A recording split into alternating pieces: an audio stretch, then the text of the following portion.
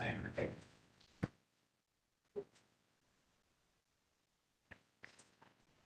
Does anyone need a towel? Just wanted to. Okay, let's call the Italian Village Commission to order for November 14th, 2023. Here at 111 North Front Street, second floor, room 204 at 4 p.m. Next business meeting will be Tuesday, November 28th, 2023 at noon at 111 North Front Street, second floor, next door at room 205. Then the next month's regular hearing is Tuesday, December 12th, 2023 at 4 p.m. here in the same building and the same floor we are in, our same room right now. Let me swear in the staff, if you will raise your right hand and state your name for the record. Of course, Morgan Brown. And you promise to tell the truth to the best of your ability this afternoon and evening. Yes, I agree. Thank you very much. We'll introduce the commission of president by announcing our names. We'll start at Brooke Brooke Michael Smith. Carla Trot. Ben Goodman. and Jason Sudi.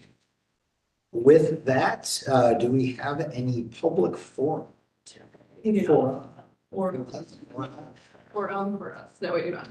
Fair enough. Latin is already strained. And let's have an approval of the staff approvals. If I could have a motion for that, I would appreciate it. So moved. Do I have a second? Second. Excellent. I will then read all, well, I guess I should take the motion and we'll do the abstentions. All in favor of staff approvals? Aye. Opposed? And now I will go for the abstentions, which I have to find. Here we go. Starting on page 6, we've got 856 Summit Street, 1096 Summit Street, 687 Kerr, 769, 771 Summit, 783 Kerr, 910 to 910 to 912 Hamlet, 186 East 4th, 672 North High, 21 East 1st, 812 Kerr, 60 East 4th, 62 to 64 East 4th. I think, one more, 29 East 5th, oh no, another one, 856 Summit. Okay, anyone have any abstentions for any of those? I'm going to abstain from 856, just in case I'm a little too close to that applicant. Okay, so that's IV 23-11015. There's actually another. Oh, is there? Okay. Or I don't know, maybe that's, is that on the regular agenda? Yeah. There are two 856 summits. Yeah. One was moved from staff approval Gotcha. at the business meeting. The other was, That we'll see here tonight. we will not see them here tonight. Yes, so. Double abstention. Okay, so any other abstentions out there? No. All right, sounds good. So let's see. And, oh, I see 29 is moved, 856 is moved. Okay, so I guess that brings us back to number 1. Is there anything else that we, approval of minutes. Can I have a motion to approve the minutes from last meeting, which was October 10th, 2023? So moved. Do I have a second? Second. All in favor? Aye. Opposed and abstentions? Motion carries. With that, staff, do we have anything else we need to cover before we jump into the beginning of the agenda? No, we are good. Those items are covered. Okay, sounds good. So, staff, the first one is staff recommended, but we haven't put that in the staff approval. So, do we have the applicant here for this one? Yes. Or 103 Fifth Avenue. Okay, great. So IV-23-11-013, 1 East Fifth Avenue. When you get settled, we will ask you to state your name for the record. Will be sworn in. Shelley Level. Great. And just raise your right hand. Do you promise to tell the truth in your testimony to the best of your ability this afternoon? Yes. Great. First, staff will give us their thoughts and then we'll jump over to you.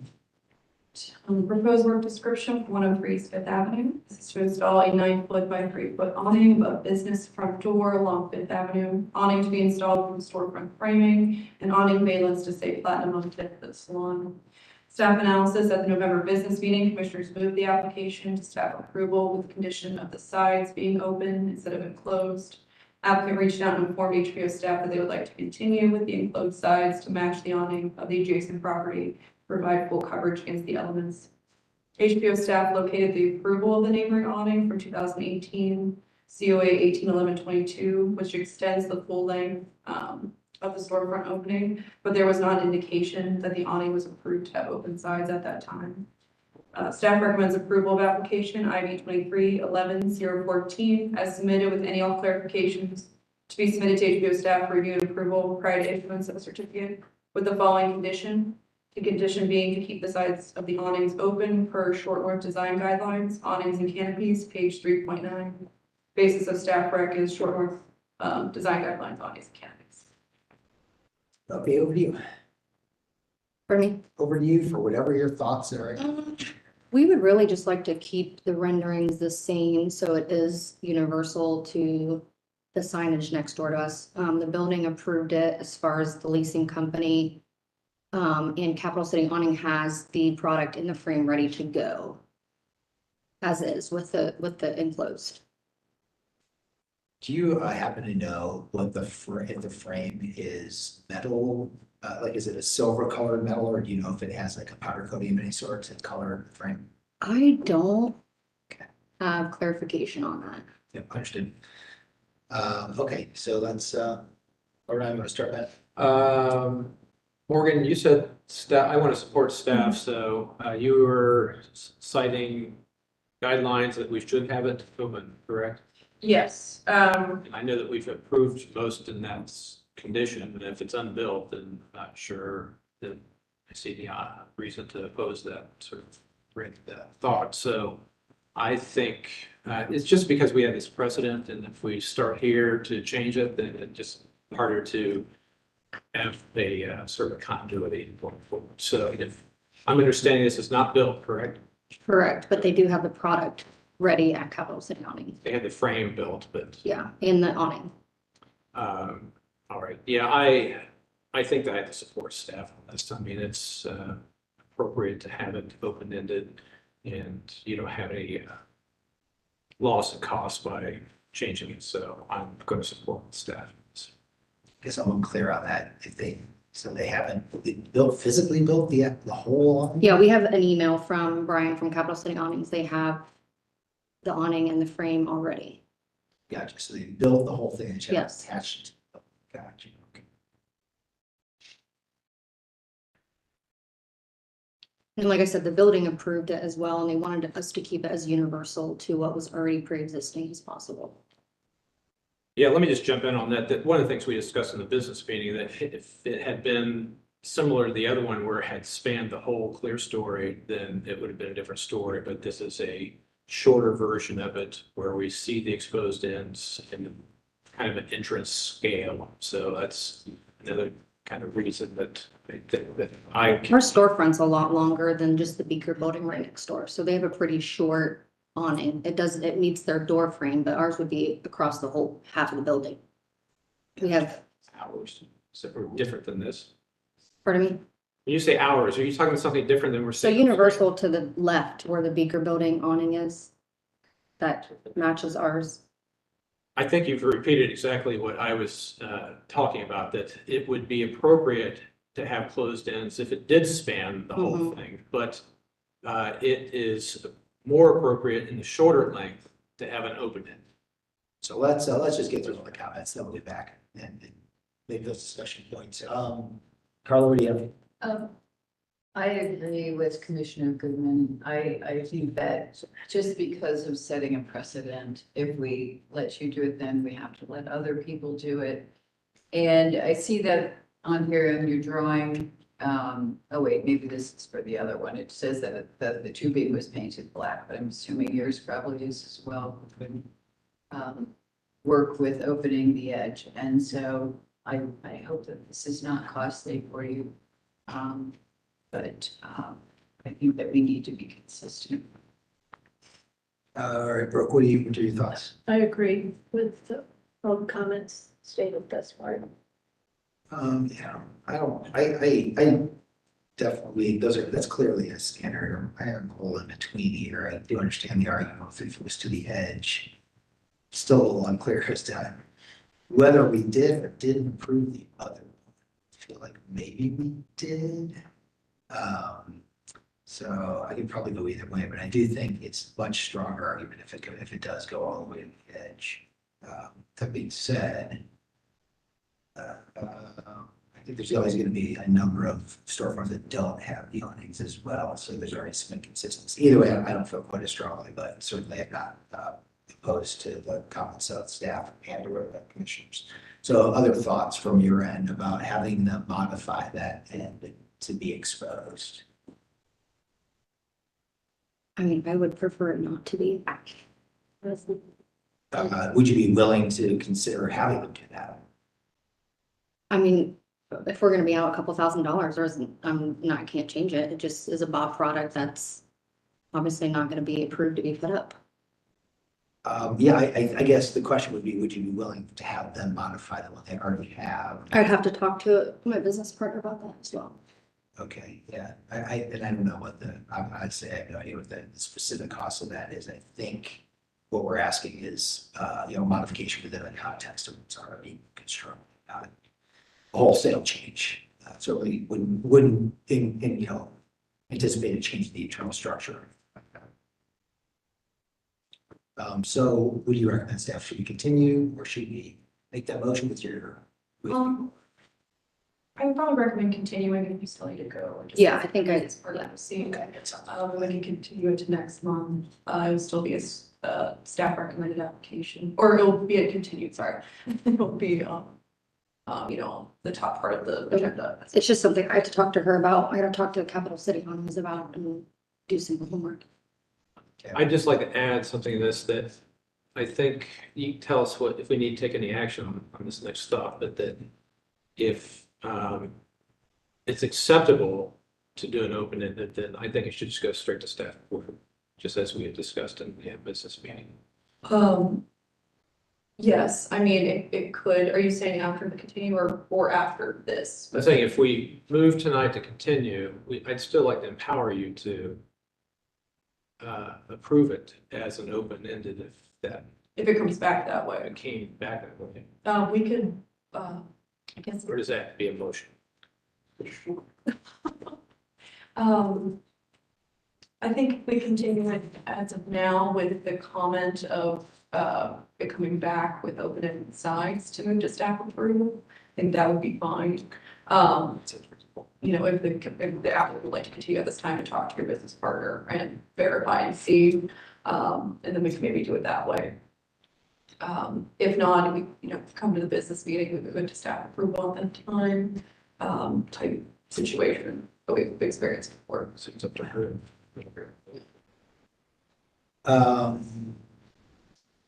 Yeah, I mean, I think it's probably best just to continue at this point, and then hopefully that can get resolved with staff and we can make that happen in 2 weeks. Can I make that motion? All right, on motion on application IV 23-11-013, 103 East Fifth Avenue. I moved that we continue to give the applicant time to look into our preferred option and discuss options with staff. Do you have a second? Second. All in favor? Aye. Okay, so continue the next regular meeting and hopefully things can work out and staff will take care of that. Yeah, All right, thanks for coming. Appreciate that. Okay, skipping now the next two are on staff approval. So we're on item 23-11-016, 750 North High Street. 750 High Street. So. Once you get settled in, we'll get you sworn in. Hello, Please raise your right hand, state your name for the record, my name's Jennifer Bender. and you promise to tell the truth in your testimony to the best of your ability this afternoon. I do. Excellent. Okay, start with staff and we'll get to you. proposed work description is to install one new 3x3 by 2 quarter DP projecting sign on bracket located on northwest corner. Projecting sign to be externally illuminated with LED spotlights on bracket arms. Install one new set of 1 foot by 9 inches by 8 foot 1 inch wall sign for a homage on west elevation. Sign to be 3 inches deep aluminum channels with the inside and outside be painted red. Letters to be placed on standoffs to place homage in front of bar portion. Letters to be illuminated with clear red neon. Underneath the sign to be 8 inches by 34 inches red skeleton neon bar sign. Bar lettering to be 2 inches deep HDU high-density urethane, halo lit letters overlaid with dark red vinyl, bar lettering to be illuminated with red LEDs, and to be mounted on a 1/2-inch thick white PVC background that will be stud mounted. HBO staff had reviewed the previous sign approval, and located the previously approved trophy room sign that was installed on a raceway and not directly into the facade. Additionally, Poindexter Coffee had a blade sign located around an 8-foot clearance height in 2019. At the November business meeting, Commissioners stated the following. It appears that the placement of the blade sign is too high and car-oriented, not pedestrian-focused. Commissioners would recommend lowering the blade sign, being more pedestrian-focused to maybe 8 feet.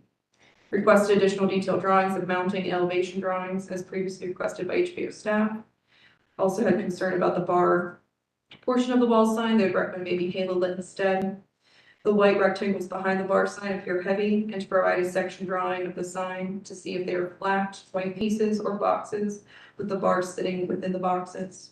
Commissioners recommended applicant to possibly rethink color choice for the projecting sign, maybe to include some yellow within the sign. Applicant responded with revised materials. They stated that they would not be able to lower the sign to 8 feet from grade since it conflicts with the existing awnings to be viewed. Applicant changed lighting in the wall sign from red neon to clear red neon. Applicant revised the lighting and design of the bar sign underneath from red neon illumination to a halo lit. Staff recommends the 2 options to continue application, IV 2311-016, to allow applicant time to review a different option of mounting the sign to the facade, as well as looking at a different location for the projecting sign, or to approve application IV 2311-016 with the following conditions. For sign to be installed on a raceway instead of stud mounted to mitigate the penetration into the masonry facade, and for the projecting sign to be placed in a similar location as the blade sign for Poindexter Coffee, or to the opposite south corner of the location at a 10-foot clearance height. Basis of staff recommended short order design guidelines signage, page 3.37 to 3.41. And 311613 standards for site improvements, letter C. Okay, over to you. All right. So we changed the design of the sign, changed bar to be halo letters with red illumination. And then the white is meant to be, those are shallow. Those are not thick. The bar portion of it is a couple of inches thick, but the white is just flat. They're meant to look like cards. It would be possible to put it on maybe a stringer as opposed to we could put it on a raceway, but I think they're attempting to keep it from sticking out too far. And a stringer would have it'd be a wire wave that isn't as deep so that you don't have to put power supply inside of it. So it's maybe 1 inch to 2 inches deep as opposed to 7 inches deep or 5 inches deep that a raceway would require. So we could paint a wire way to match to avoid multiple penetrations of the building. I'm not quite sure what you were saying, Morgan, about moving the projecting sign, the possibilities of moving that projecting sign. I think it just says too high. Right, we dropped it a foot. You can see in the number 2 picture image, it shows it at 8 foot that the bottom of that sign is right at the bottom of the awning, and that you wouldn't be able to see it from one direction of traffic. So we were trying to make it at least up to the top of the awning instead of the bottom of it. Quick question, Nolan, can you pull up Google Maps and Street View and help us understand what you got here too? Are they closed side awnings? I don't believe they are, no.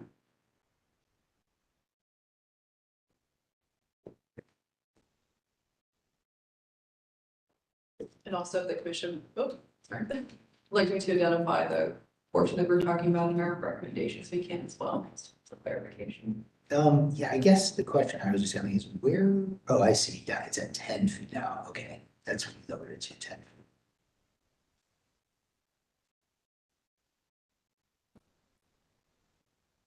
Yeah, I just did kind of a little informal walk down High Street survey of, on Google Maps, and this would definitely be one of the higher projecting signs, I think even at the 10 feet. I was just trying to get it, I don't have a measuring particularly, but looks like most of them, the brackets are at the highest above their transoms, like by Jenny's. There's another Huntington Banquet down the street, that's between two awnings. Then there's ones that are further down by UDF. Um, It's a little tough to say. Certainly the 10's a lot better than the 13, that's for sure. Just gonna have to keep kind of strolling down the street. While Roland's kind of looking for that, thoughts, Brooke, do you have thoughts to get us rolling on this one? Well,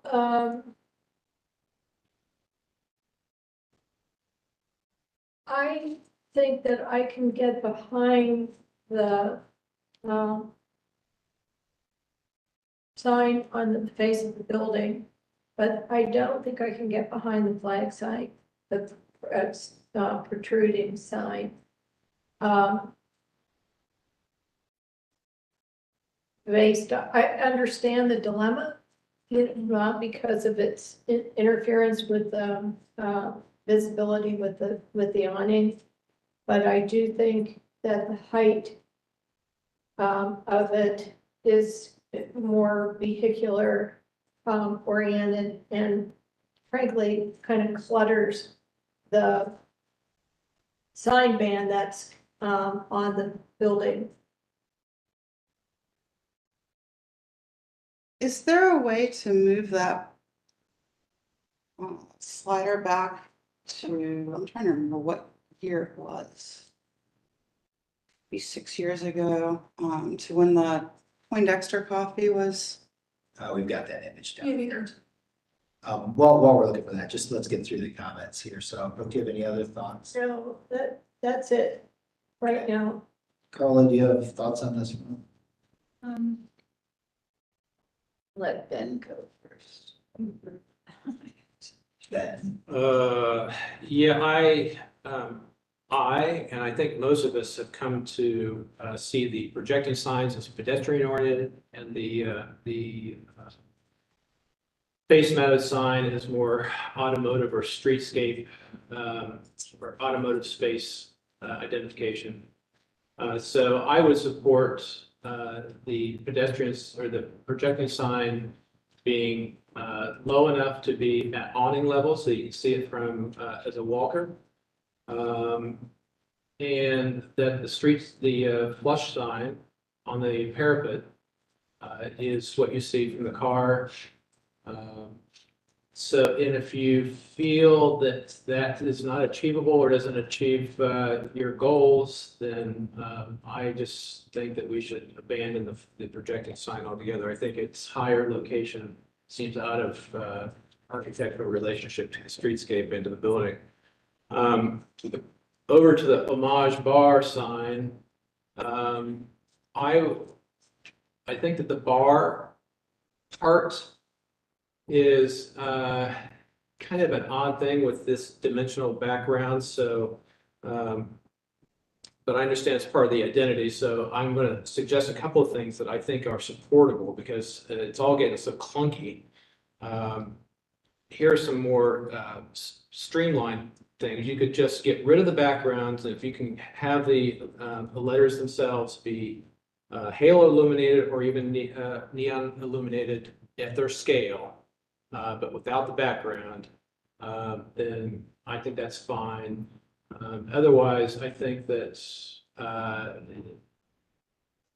you might be able to, depending on everybody else's thoughts, render the word bar and the rectangles as vinyl or some sort of other flat thing, but non-illuminated. So I heard you about the cards part, but it doesn't come across to me in any sort of fashion. It just looked like blocks of some sort, and it just feels a little clunky. And the main thing is it just feels out of context with fabric of the neighborhood. So Yeah, I think the bar issue is the backing. I don't think it's the illumination or the placement for me, because I get it, it's like, it's not homage, it's homage bar, so it's kind of jammed up in there. But yeah, I don't really get the card thing, it just feels a little weird, so I would just say, I don't know, just not have those maybe, or make this, make them a different material so that they're visible during the day and the nighttime, both equally without having those behind it. The only other thing I'll say is that, so I guess I was unclear. Okay, so you are at 8 feet now, not at 10 feet, because I had 10 feet packed in on one of them. I believe the sorry. Jennifer's showing this to show the 8 people work with the. Oh, Because yes, That's see, this image. gotcha. So I guess the unfortunate thing for your case is to look at the Poindexter coffee one. I think it's, Yeah, I couldn't remember. I think it's right in that exact spot that we're suggesting. Huh? plus, I mean, you're Well, going to be that able to means see that's it where the underneath electric the is. awning as a pedestrian. Yeah, so I think this kind of defeats the purpose of that argument with regard to the lower height. Yeah. Well, like I said, that's where the electric is then too, where they capped it. So, Carla, do you have anything? I do. Okay. I think I could summarize my feelings by saying, I don't think that the signage is in keeping with the neighborhood. If you look at slide 13 and you see the trophy room, first it's capitalized upper and lowercase, and just seems to me like that is so much more in keeping with not only the architecture and the recessed band, excuse me, on the building, or panel on the building. So that I just feel like, and then you look at the trophy room, same kind of thing. It just feels like it's fitting into that space and working with the architecture. So much better. Dexter Coffee, same thing. And so I think when you come up to this sign and you see the font and the fact that it's all uppercase and the way it's fitting in there, and then with the bar with the white pieces behind it, I just don't think that works at all. I think that, the fact that you filling up that recess the way that it is, and then having those letters tilted, the beginning of the word with a white background. I just think all those things to me don't feel like they fit the neighborhood at all. And also with this sign, the wall sign, definitely agree with bringing it down lower. But it just feels so flat, and where we usually have some depth to these signs and some kind of detail, I just don't think it's fitting. The one thing I You do think want to it's say flat? quickly is that is their actual logo fonts. Yeah, Homage is a store directly across the street with exactly that font and that logo. And it's very simple and nice. And their logo is that little extra stamp of Well, bar. I only have the one image of the very thin, long sign that says homage or homage. And I don't know, that's my opinion, is it just seems flat, and I understand it's your logo, but I'm not seeing anything that I'm looking in here that's telling me that it's different than just something that is very simple, flat sign, and doesn't seem like it's in keeping. When you say flat, you're talking about the projection sign. This one. Yeah. I mean, there's usually a little bit of something going on. Just, it feels like it.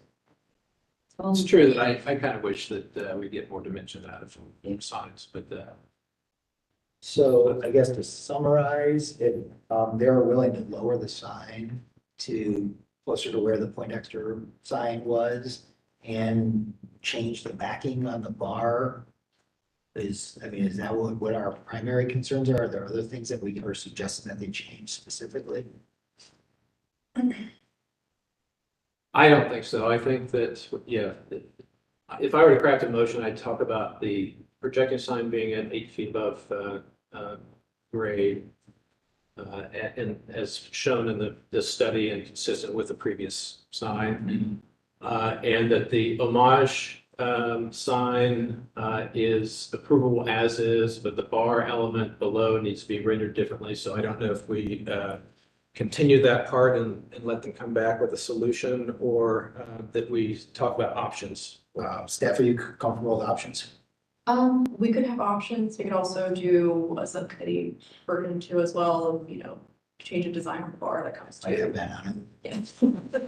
We originally proposed this before the business meeting, and bar was flat and it was skeleton neon, so there was no, the Amish has oh, it's tiny. The Amish has either 3 or 5 inch deep Right. channel letters, I can't remember which, but bar was flat and we had skeleton neon on top of it. In an attempt to keep their logo as it appeared. Then it was suggested that we come back with halo letters. So I guess if you're gonna talk about suggestions, I'm not sure what our other options are as far as an illuminated sign between halo and neon. And attempting to keep with the client's actual logo. Well, I wanted to say too, I had it, at one point, we had it smaller where bar was completely inside the lip of that soldier course, and it was tiny. It was really quite tiny. Yeah, I'll make the option really small for sure. Well, I would just say quickly that if you can render the letters without the white background square rectangles, you're probably going to be good Okay. with the commission. But I think that if somehow the rectangles are precious to the end result for you and your client, then I think you have to come back. And to clarify from the commission would be fine with either the halo lit or neon lighting. It's just the white PVC background for the bar portion. Yeah, I think that the intent, I think, if I'm understanding correctly, is we want to be able to see the brick beyond, or and so it might be an outline of the rectangle, that might be the letters themselves. I don't know. I don't want to speak for everybody, but Yeah, I think that's right. I mean, I think I get it. It's trying to be part of their logo. I think you're at a disadvantage at that. It doesn't really read like a part of a logo when it's apart from the rest of the flat siding. It just kind of seems, I don't know, it seems like weird backers on those words that to me could just survive without them. So like the night view, I think looks fine. It's good. yep. So if that was like the day view, Yeah, just yeah. dial it up, I'd be like, oh, that's pretty good to me. And if you could have rendered this, if the skeleton, I didn't realize the skeleton before, but of course we have a brick surface here. It's not like the Rossi where we have a skeleton. Right. But it's got a wood fascia that you can bury transformers and so forth. So but it's plausible you could have skeleton, not neon, I suppose, but I don't want to conjecture that for you and your team, so. Yeah, I think that contrast between the backlit or the halo lit and that neon approach, I think it's great. I think it's just I don't know, we're just getting hung up on those 3 cars behind it for whatever Yeah. reason. They look fun. So what I guess I'm suggesting is I could do a motion that approves Yeah, let's do that. 3/4 of it, and, Why don't we approve? or with we can that? continue the whole thing. Or we can approve that option, and if they still want to stay with it, they can just come back, right? Yes, what we would can't talk today. We would recommend, if the commission would like to, of course, is approval with conditions, and coming to subcommittee for the revisions, if that just seems to be where you guys are getting at, That's I right. Guess. That's actually that. Yeah, I got you. Yeah, just trying to make sure I'm clear That's of. totally what what is it All right, I'm just, fine. where are we? Bay Street. 7:15. Yeah, and as long as the applicant is equal to those conditions as well. All right, let me try this out. I move on IV 23-11-016. Yes. 750 North High Street, that we approve with the following stipulations.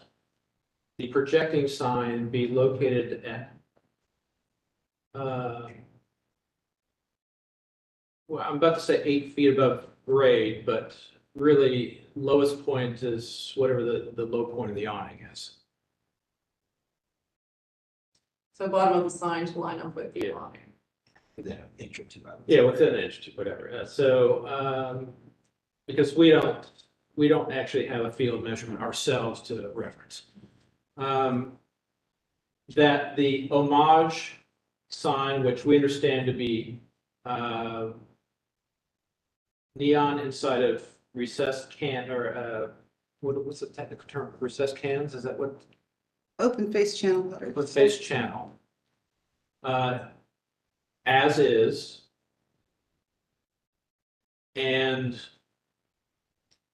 here's where I'm struggling, that we are not approving the bar in any sort of fashion, but sending it to subcommittee. Yes, and it'd be based off of those conditions to the provision of the design of having, removal of the vinyl or the PVC square behind the bar. Understanding that we're trying to remove the white squares. That the commission seems to be okay with illumination and dimensional letters and possibly outlines of a rectangle, but to be explored. All right, that sounds like it works for me. Does it work for you, staff? Yes. Okay, do I have a second? I'll second it. Okay, all in favor? Aye. Opposed? I, Okay, and abstentions, what happens now? We haven't tied in a very long time. We haven't tied in a very long time. With that being a tie, I'm not sure. It has been a while, I apologize, Andrew. Yeah, I honestly don't remember. It's been a long time since we tied. Usually don't have an even number.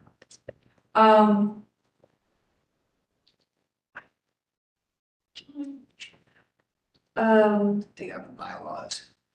I move on 11-016 to continue.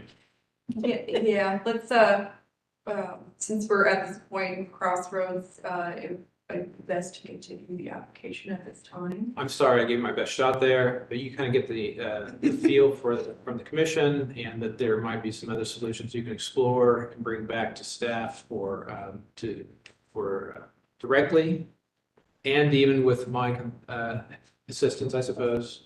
Then I'll take it back to their design team. Yes. Do apologize. Sounds good, and then, Did we vote on that continuance? no, can I have a second on the continuation? Second. All in favor? Aye. Opposed? Okay, so continue to the next regular meeting, and meanwhile, we'll look at our bylaws. We'll look at our bylaws, and I apologize about that. Next hearing or business meeting? It will go through the process again of going through business meeting. Hearing, business meetings, a preliminary review of the application. We're could theoretically moving to staff approval, so. Yes. Alrighty. Thank you very much. Thanks. Oh, nice, good. Good night, you guys. Let's move on to the next one. Reading this.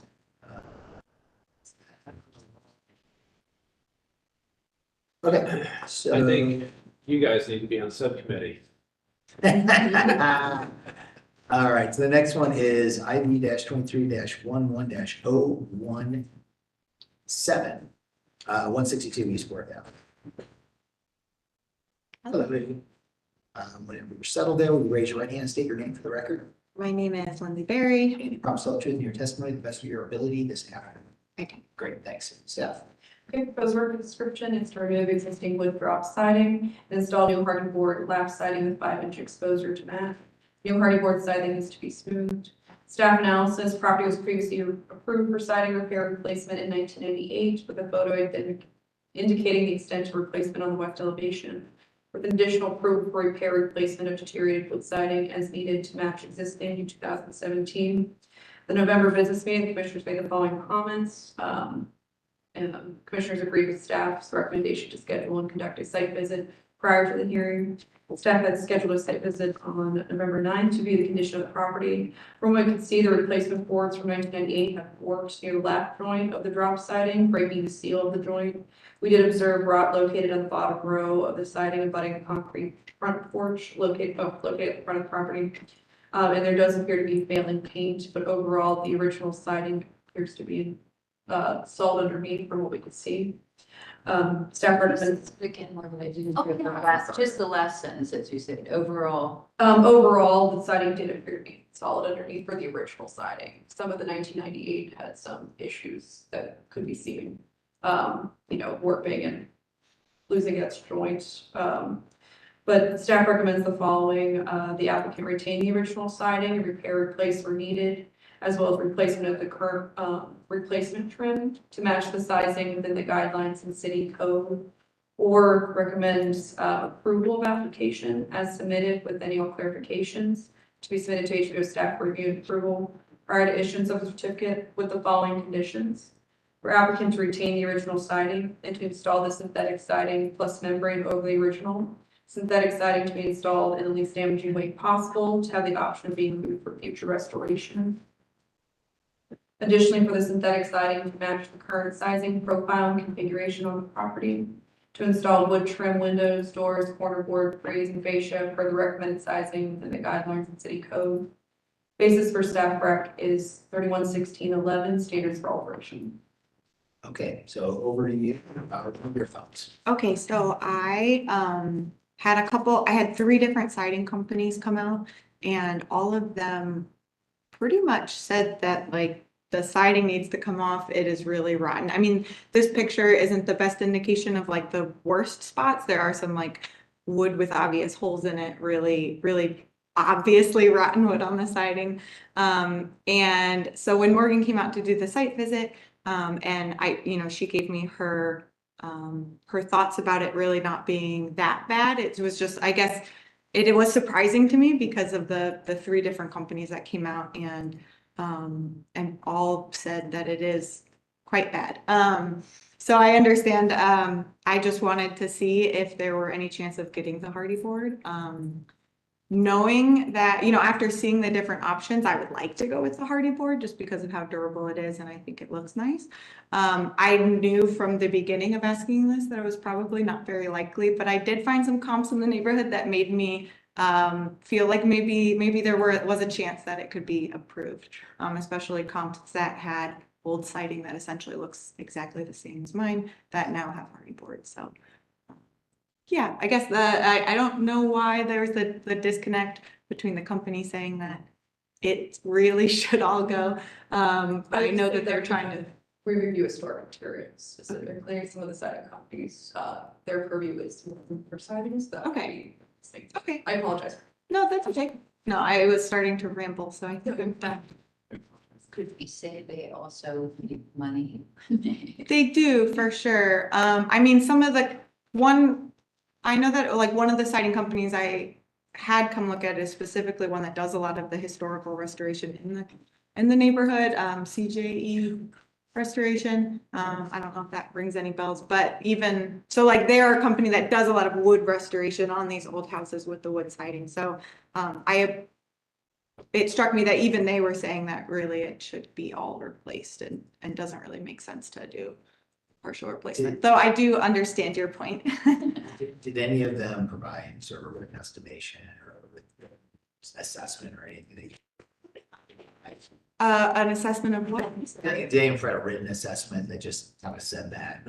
Yes, I did get an email from one, it was yesterday, they weren't able to get to me sooner than that, and I sent it to you, where they said, they did another walk around and, it's their assessment that it is quite far gone and should just be completely replaced.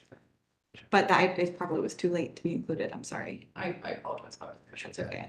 Can I just ask a question? I mean, there was one party recommendation that suggested that the possibility of putting a new material over the old material. Yeah. So you maybe get the best of both worlds. So I don't know if anybody else is on board with this idea, but I could imagine that might be a solution. So I want to hear from you. I would be open to that. Do you think that would create any problems both with any deterioration that's underneath and or the reliefs on all of the windows. What do we think about that? I think I understood that Morgan or the staff report suggested that trim would have to be repositioned. Yes, we have had a couple of applications in the past, similar situation of having the original siding and coming to the conclusion of installing party board over top of it. Since it did have some issues, prior, but could possibly still be restored in the future. Or portions of the house having missing siding and reasons for that. Yeah, sorry. But if any other questions Okay, and that would have to be smooth though, correct? for the party board? Yeah. Yes. Or city code. Okay, what are your other thoughts, man? That I mostly agree with staff on everything that's been said, that it seems like parts of this, of your elevations, the wood, yeah, we see some bad boards that could be restored, spot or recovering some boards from other parts of the house. I could easily imagine, in that scenario, that I could support new materials on parts of the house that were made a clear disconnect from other historical parts of the house, or just different elevations. In other words, new material on just the back of the house, for example.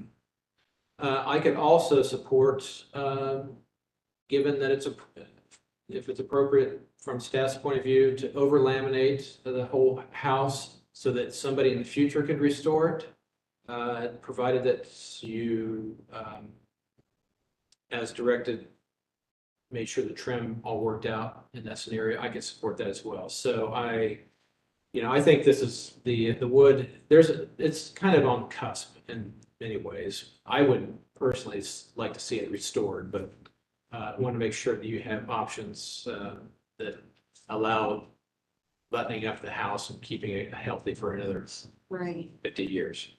Can I make a comment? Yeah. I think that it's hard because I would, on one hand, I would love to restore it, but with just like I forget the actual terms, the drop siding, it's really so expensive.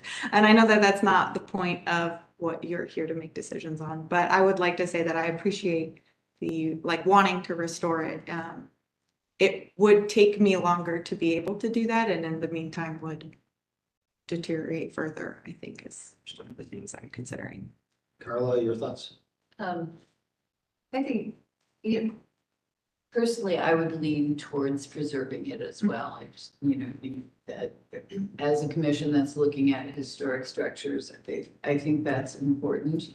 I could almost say that I concur with everything that Ben said. If it came to that you were going to cover it all so that somebody could restore it if they wanted to, I think that's an acceptable option. It does mean all that trim is going to have to, have become deeper to accommodate the extra siding that's on there. So then they have to deal with that all over, but that's their decision. But when you talk to them about restoring it, because, you look at one elevation, it looks great. You look at another piece and then you can see all this warping and kind of maybe rot at the bottom. Did they think it was possible to restore it? Now, when you say restore, do you mean? The waviness is an issue, right? That's Okay. one thing that we see when we look at these pictures. So things have to be re-nailed and that type of thing. The boards that are rotting have to be replaced. So did they give you a cost for, trying to I it as it is? don't know if I'm understanding your question 100%. I did get quotes to have it be replaced with wood siding that looks somewhat similar. No, I mean, just trying to repair it. Was Just repairing, but no one even considered, okay, CJE Restoration, which does a lot of the stuff in the neighborhood, they talked about how they could do it, but it was their point of view that would not be worth it. So, this is, and again, if we called them in here, maybe I misunderstood what they said to me in person also. So, I don't have anything in writing about that, but the quotes that I ended up getting from them was for a complete replacement. We did in person talk about the process of restoring it. And my understanding after that was that it was not worth it based on the deterioration, but that could be something I could go back to. I think I would feel comfortable, you've given a couple different options. I still would feel better if you've just confirmed that with the company and then maybe it could go to staff approval after that point. If it is to be restored with replacement kind, it can't be staff approved, since it is the synthetic siding question, that's why it's under. So depending on how, yeah, that we could go to that route, so to convert that for you. Just a real quick clarifying question, is that section that protrudes, that goes, I guess, toward the west, is that newer siding or is it just in better shape because it's more like protected from the elements or something? Which portion? The, Portion of the building. it's like, picture 8 right there. I don't It kind know. of I'm pops, looking there's at- like I'm a, on Google Street View, so. Yeah. I found like the interior side doesn't Yes. seem. In the 1998 photo, that portion has been replaced. Oh, If you okay. Go to the bottom of one. Yeah, and we can see in that photo, there has been, Oh, yeah, there, because I was gonna say that wall looks good. Now I know why.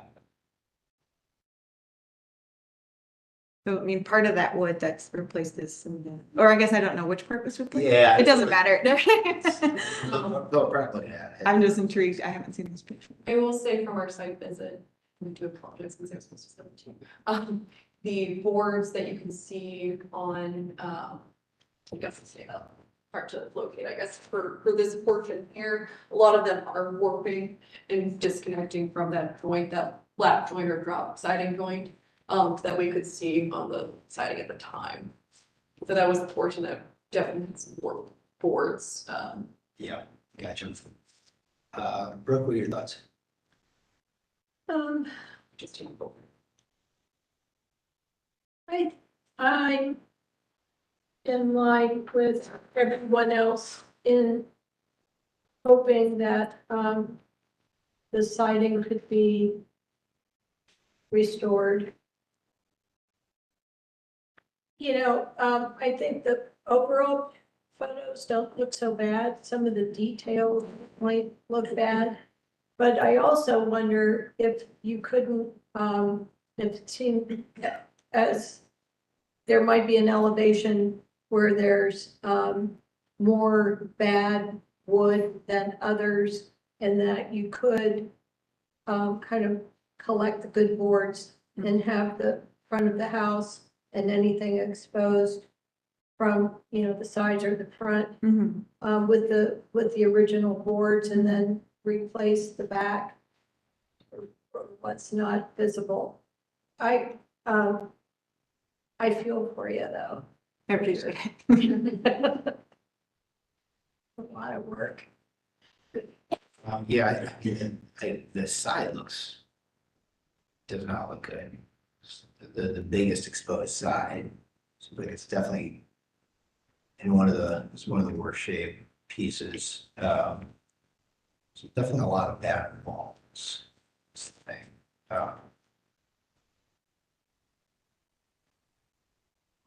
Yeah, I guess I'm really, the thing I'm most curious about is this, you know, the opinion of this restoration company as well. I certainly support staff's evaluation. I'm just interested as to why that, you know, a group that is doing that is specifically recommending that that's removed. So that does kind of give me a bit of interest in what that outcome could be. And I think I'm where you want to bend as far as being able to cover at least portions of this where there's not that much good material left to be salvaged. I mean, my biggest concern is the part that provides the most material is the part that looks the worst.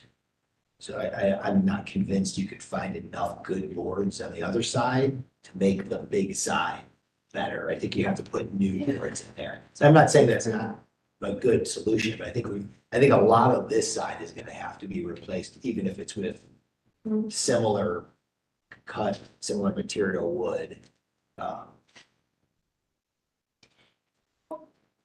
Frankly, I'd be okay with leaving the original wood in place and doing the hardy board over it. I think you'll have to be real careful with the detailing of the trim. I mean, that'll have to come off. It can't be a flush, butt up to the window trim. So it'll all have to come off, and frankly, it looks like a lot of that would have to be replaced Yes. also. Yeah, I agree. I think the one advantage is that it's a very classic sort of working class Italian. I mean, house without a lot of specific details, so it's really just moving that physically out rather than doing any kind of funky restoration. So, and it looks like a lot has been replaced already. So I think I'm okay with that personally, with the wrap approach. I have a suggestion that, since you're talking about, another assessment that's kind of lying out there, and we seem to all be migrating towards, the acceptance of, at least a partial covering through synthetic materials in the hope of restoring some elevations, that with that direction, with that new information and with that direction, can we move this to subcommittee? Yes, I believe we can. The one concern we would have if we're going to do a portion with the hardy board is going to add dimension onto the building, unlike the other sides. So that's kind of a concern for us. If one side is gonna have hardy and like the other is not. It will change the depth and dimension of the building and the profile of the trim and things like that. So depending on how the commission is feeling about that, maybe we continue the application just as a recommendation from staff to get that additional comment from the contractor, and see maybe how that is presented and go from there. But of course, that's the commissioner's decision on. But Can I add something? Sure. I don't think, I think that it would kind of like either or, like either it would have to be allowed to do all of it wrapped or move materials around, but anything that needs to be replaced would have to be replaced with wood, just because the hardy board Yeah. looks I think like it looks similar, but it's not drop. yeah, I do think that's, for me, So it that's wouldn't- what I'm thinking. And I don't know if you actually said that, that's what I understood from what you said. Yeah, a bunch of stuff. Okay. Okay. might have understood it a little differently. Okay. Replace. Yeah, I'm not saying you could, but I'm saying if you did the hardy board, I wasn't suggesting partial, I would suggest the whole thing if we do it. Me too. Yeah, one of the reasons why, and again, I totally understand that is not your job to help me pick the most economical thing or anything. But when I started looking at the options, it was like hardy board, not that hardy board is inexpensive, but the cost of wood now and all that, it's just, it is so much more, and to have them to paint it and everything. I don't know that I'd be able to sign on for that right now, whereas I could sign on for the hardy board right now and get started. So I'm worried about the condition of my house. I want to get started right away. The wood would just cost more. I suggest we continue. I mean, you're probably not gonna start this over the winter anyway. And let's get the information we need and let you sort out, your favorite direction. You've heard here tonight some options, Okay, and I think that looks like we want to figure it out together okay. with you, for you. It's best. So, if that's agreeable to everybody, I'm going to make a motion to continue. Does that work for you? Yeah. Okay, do I have a second? Second. All in favor? Aye. Opposed? Okay, we're continued in that. Continue to work with staff, and I Okay. think you got a pretty clear direction from us tonight. Just to provide the additional information from those contractors. Okay, great. Another assessment maybe. CJP, sure. Okay. Thank you. Thank you very much. Excellent. Okay, moving on to number 6, IV 26-11-018, 1080 Say Avenue.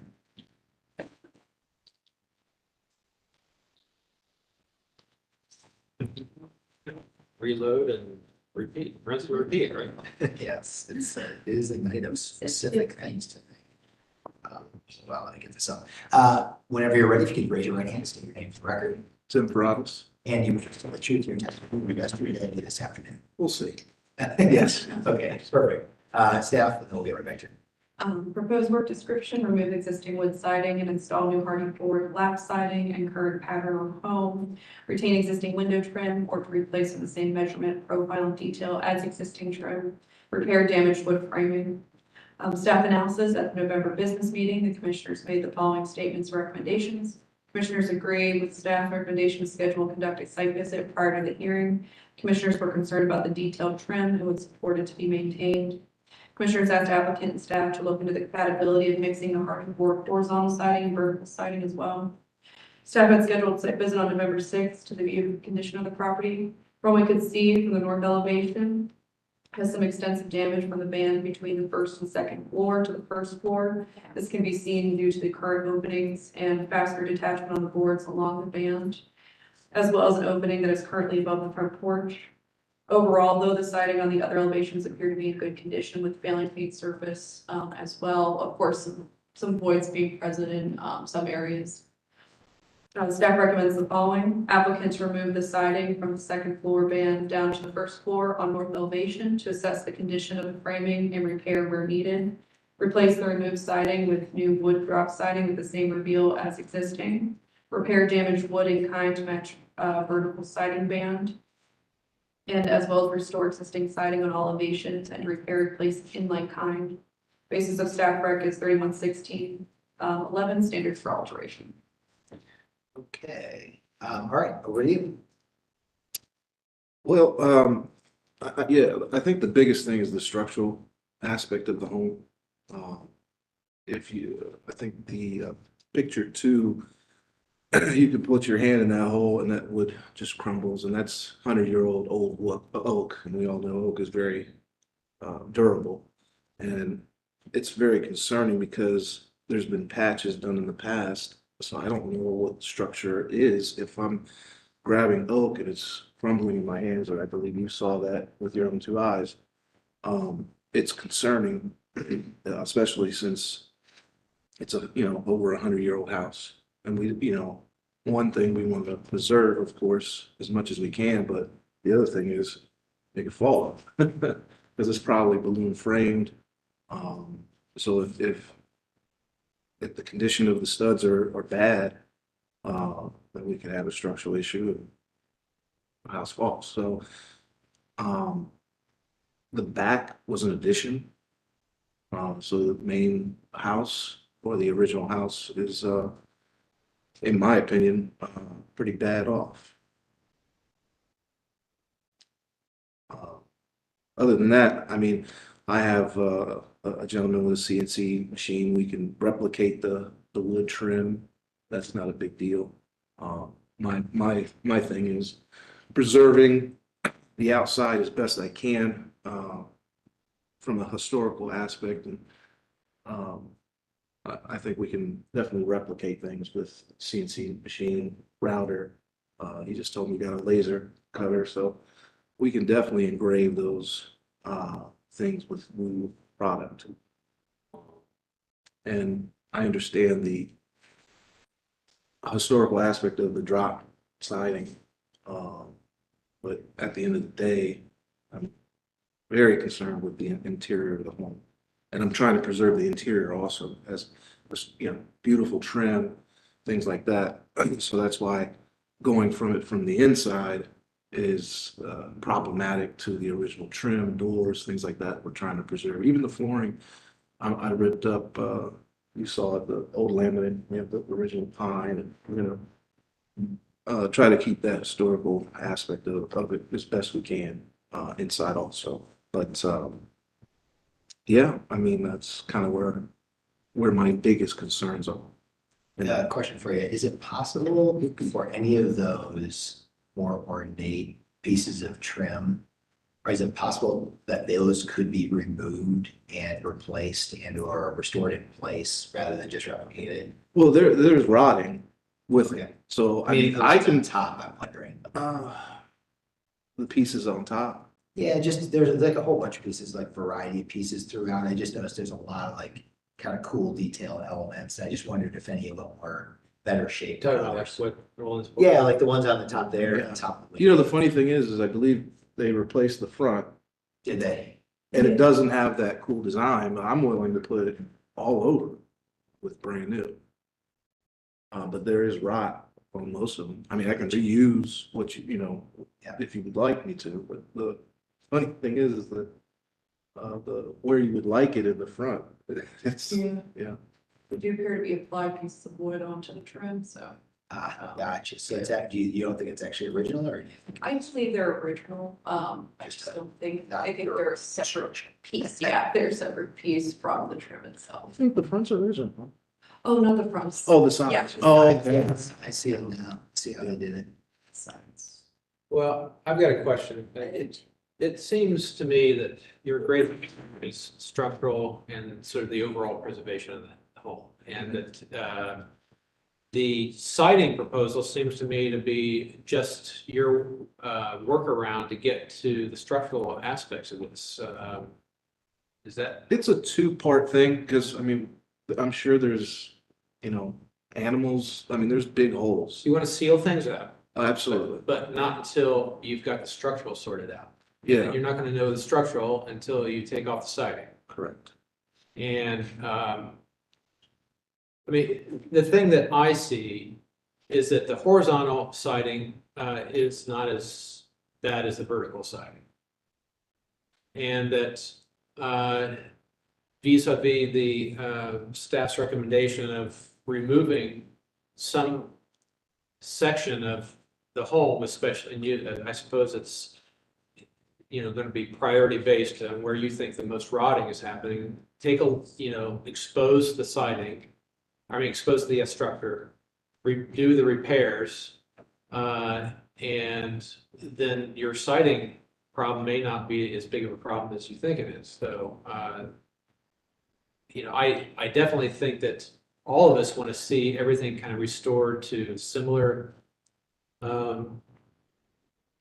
methods and textures that is there already, that's there right now. And I think that you're just gonna, in my mind, it would be a matter of working with staff a little more intensely on this project than we've seen in some, so that you can get her evaluation and HPO's evaluation of all these components as they come off and can be seen. I don't think, and I'll just go into my personal feeling like this, that I don't feel comfortable giving you a blanket okay to do hardy board all over this at this point in time. And yet I want to give you plenty of room to get the structural sorted out and get the vapor barrier up and all the stuff that is required to get the whole buttoned up. So I am not inclined to approve hardy board tonight. Is that for any part of it then, the vertical or the horizontal or just anything at all? I think it's for everything, because I think that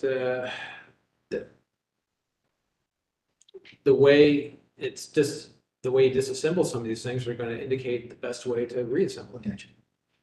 And if I may add an element, I guess, just to clarify further on it, we did see, of course, the rod and deterioration of framing on the north elevation. From walking around on the site visit and looking at the other elevations, there were not that many openings or delamination of the siding from the structural component of the building. There, of course, was above the roof, but minor areas, but the extensive rot, from what we can tell for the framing, would be on the north elevation, so. Is the north elevation slide one? Because we don't have a site. Yes. Yes. Okay, but yes, that's the north elevation. And we can see that from the siding that is delaminating from that band board down, that there probably has been some structural timber member issues on that. But from what we can see, we do not see any other openings on the second floor above near the eaves or as such. I mean, do we think that if we removed all the vertical siding, that's where the structural problems are? And that if we approved that repair and siding at the same time, that we'd be 80% there. Possibly, I mean, I think from the band board down would need to be removed so we could see what the structural integrity of that portion of the building is on this elevation. You're talking about the first floor. Yes, so the first floor on just that portion. And you're calling the vertical siding a band. Yes. What were you saying? I wasn't sure how to label it as such, but. It's unusual. Yeah. So that down, we would recommend removing that siding to see what the just studs and things look like. And the sills and such and whatnot. Because there's fear of penetration all the way down. Yeah. Water penetration. May I say something? The roof was replaced and, it was a huge hole in, upstairs and I was able to view it and it looks like they, replaced the under, sheeting with OSB. So the idea that from the, middle down without inspecting up is also problematic. So, I mean, and you saw there was a lot of patching, there's a lot of painting that was done. So who knows if there was existing holes in the front of the house, which they redid, they had scaffolding up for many years, working on it. So, I don't know. Yeah. And so if I'm gonna do something, I gotta fix it all. I can't just piecemeal it. I mean, that's not safe. But your recommendation. So I could say that I was going to say almost the same thing that Ben said. When I look at these elevations, the horizontal siding looks like it's in good shape. The vertical piece that's being called a band board in there, it almost looks like there is no bracing or structure behind it. Like that was not well done at all, and there's the flashing or something is not well done there. So, and just the detail of the piece itself is not so great. So I can, I would love to see you investigate this just a little bit more in the hopes that if the horizontal siding is in good shape, maybe you're not going to have to replace that. But I would be in support of, allowing you to change these vertical pieces and to explore the structure underneath to see what's going on. But I would feel more comfortable with a little bit more investigation going on before we say hardy plankable thing. It's a really unique house. Yeah, and I appreciate that. And my goal was to bring it back to what it used to look like. Right. Right now, it's just, if I remove things, what do I do then? Exposing it to the elements?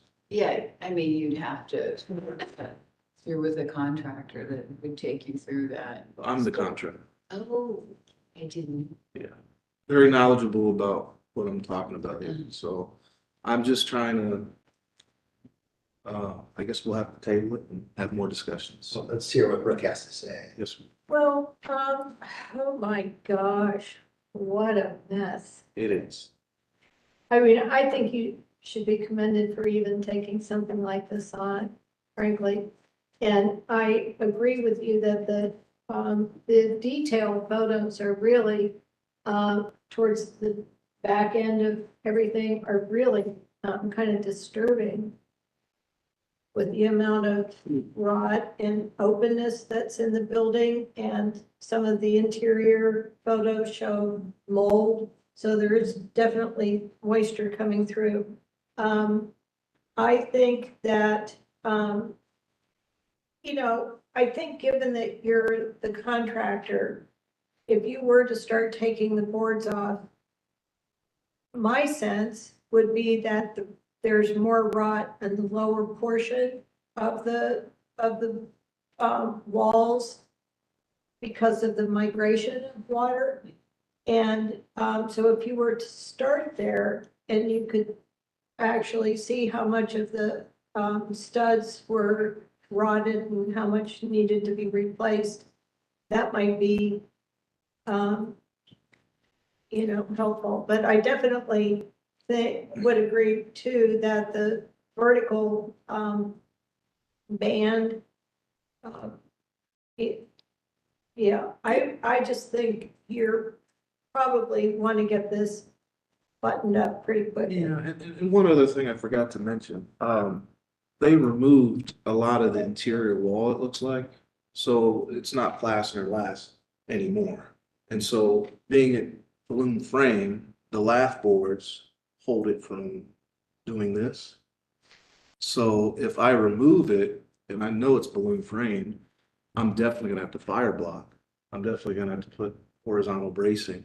So it's not, we're trying to preserve the outside, I get it. But I understand how this house is motion, because you got that stud from the bottom plate all the way to the roof.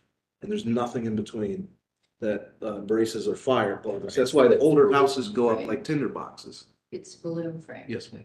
So I guess the question is then, as you would remove pieces in order to repair the frame, how would that sequence work then? Are you gonna have to take the entire sides off and then repair that? Yes, I would recommend sistering studs, adding in horizontal bracing, especially for fire blocking. That's why older homes go up like tinder boxes. Fire would start in the first floor, shoot up into the attic, and then, so we're trying to add fire blocking, add horizontal bracing, might have to go in the attic and tie in the gables, just because the lath board was removed and. I mean, it seems like you have kind of an advantage and a disadvantage of being your own contractor, and I think we need to have more investigation. Yeah. And I think, unfortunately, you have to do that investigation, and you get the opportunity to sort of understand what that deterioration is. I think Brooke's alluding to very clearly, and you've alluded to, which may preclude some of the things that we'd like to do on the preservation side. That being said, I think if we can get to the point where we're trying to maintain the vertical versus horizontal configuration or whatever you come out and get, and replicate and or preserve those pieces over the door frames. I think that to me is the most important part, because I understand that the structural integrity of this thing could be in jeopardy in general, which is different than the last house we saw.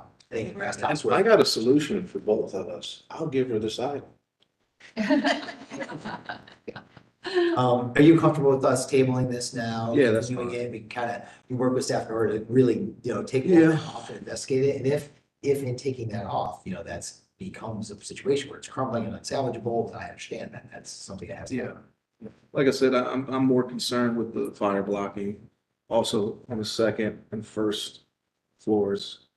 Per code, you gotta double it up and all that good stuff. So Gotcha. I've done a couple of these homes. Yeah. That you guys. Yeah, you've been around, so. I'm gonna make a suggestion that, it's more than just tabling. I think that it's important that we understand, what your sequence is. And I think you need to design a sequence that, allows for partial dismantling as much as you dare, whatever you want. I mean, up to what, staff is recommending, but maybe it's less than that, just, with a second staff visit at a crucial moment after that dismantling. I would like to, with the rest of the commission sort of nodding along, like to make sure that it's clear that you can have ad hoc temporary patching or bracing, even with plywood sheet, to help kind of tie things together. Yeah. And that to make sure things are stable as you go. And that we're not going to call you out on doing something wrong, because we understand it's part of a process of moving forward. And that finally, though, and this has everything to do with the fact that you're the contractor and the architect, I guess. But we need to see a flashing detail, or sort of a sectional detail through, really from at least the top window to the bottom window, because I think that no matter what you're talking about in terms of material, that Carla hit the nail on the head. The way this is detailed and flashed is what's going to prevent this house from having the same problems in another 50, 60 years. So I think that's critical that we have some way to approve a proper flashed section, a detailed section And if you need to get an architect to help with that, so be it, or you draw it yourself, but the point is that it needs to be to scale and needs to be clear about the materials. Yeah, that was my whole thing. I didn't feel I needed an architect, and I have one, because I was gonna bring it back. I mean, I can't do the drop in Hardy, but I'm gonna have the same reveal. And, so anything that's replaced, I was gonna bring it back to what it looked like, I'm not trying to change much of it. I think the only thing I can't, once again, replicate is the siding, the horizontal siding. But everything else, I can find those materials in a Hardy, Well, I think we all understand that it's more than just the surface materials at this point. We're talking about home preservation here. So I'm Yep. going to make a motion to continue with the understanding that you're going to work with staff to on this dismantling process and providing a detail. Okay. Okay? Do I have a second to the continuation? Second. All in favor? Aye. Opposed? All right, good luck. Hey, thank No, I appreciate it. big good luck. Yeah, Yeah. I And we do appreciate appreciate you it. taking that. No, it's It's a fun. challenge. It's fun. Beautiful. But after this, Tim, we'll discuss that. All right, thanks. Thank you, thank you. Okay, moving on, just remind everybody we do have three to go. It's 5:27. Not that that means 10 minutes anything. each. Just want to just reminders, that's all. Okay, IV 2311-019-345 Second Avenue. It's colloquially known. It's the dog bar. You just had to say, Yeah, I do. Everybody I tell, people are very excited about this situation. Okay, will you please raise your right hands and state your names for the record? Jennifer Rufner. Carly LaFrance. And you promise to tell the truth and the best of your ability in your testimony this evening. Yes. Okay, great. Staff? Proposed work description, exterior building alterations, remove the existing windows on the north and east elevations. Repair and paint bowing section of wall located north elevation. Install new aluminum storefront and doors, clear glazing with matte black finish in the west and east elevations. New overhead sectional doors with glazed panels, matte black on the north elevation. Paint exterior walls on north and east elevation, matte black to match existing west elevation. Paint exterior doors to match wall color on west elevation. Install new metal panel awnings. Install base light, shallow shade LED, black finish gooseneck light fixtures along property. Parking lot patio area changes, remove existing concrete slabs, platforms within the fenced-in area. Install a freestanding pergola with the fenced-in area located to the north of the building. Pergola to be stick-built, composite wood to be black. Paint existing fence and piers, color to be determined by owner selection. Replace sliding gate with fence and exit door. Install new exit doors and fence and install new double swing gate. Outdoor dog park area to consist of KP turf and concrete sidewalks.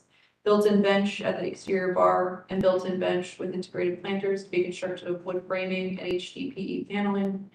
Move dumpster to the north parking lot and install new dumpster enclosure. New dumpster enclosure to have new metal panel fencing that matched existing fencing with metal panel swing gate. Restripe north parking lot and relocate one tree. Following is taken from the unapproved October 10th Village Commission meeting minutes. Commissioners stated that they do not have an issue with the conceptual ideas. If the applicant is proposed to remove a mature tree, the recommended applicant think about replacing a tree. Commissioners asked applicant provide all information and material that was discussed during the hearing. Commissioner Studi asked if the current mechanical system is to be removed. If so, they request applicant provide where the new mechanical systems would be installed and depending where installed to provide appropriate screening. They requested applicant to begin thinking of and including proposed lighting and signage and graphics. Commissioners asked applicants to refer to the previous items that were requested by HPO staff. At the November business meeting, commissioners asked applicant to provide additional clarification on dumpster location and the trees located in that area. They also requested better clarification on where the proposed lights are located. Applicant has submitted updated lighting plan as well as additional photos to indicate the trees that are included on the site plan. Staff note, HPO staff would like to some further clarification on the K9 grass proposed. The grass indicates a drain system integrated in the system. Where would this drain be connected and where would it drain to? Staff recommends to approve application IV 23-11-019 as submitted with all clarifications be submitted to HPO staff for review and approval prior to issuance of the certificate with the following condition: that the paddle pool return under a new application for future commission review. And we would also like to include graphics as well, signage. Basis of staff rec is 311613, standards for site improvements. And short north design guidelines, site work and landscaping, page 3.42 to 3.42. So, just quickly, what were the items, so graphics and signage, and what else do you, for later? There's a paddle pool mentioned within the site plan, that has not been finalized at the time. Okay, so just add later. Yeah, just to go back. All right, over to you. Yeah, we're only doing a couple of things here. So, yeah, we've just provided some more detail here. I think I provided an extra lighting diagram just to show where we're planning to do some exterior lighting. I know that signage is definitely going to be a separate vendor later on, and the paddle pool as well is probably going to be an entirely separate project. So right now, we're just sort of providing gravel in that space. As far as the dumpsters go, so I actually, we took a look at the site plan and realized there are 2 dumpsters on site. We think ours is on the north side. And the current building owner, Veritas, the church, theirs is on the west side, right in front of our fence there.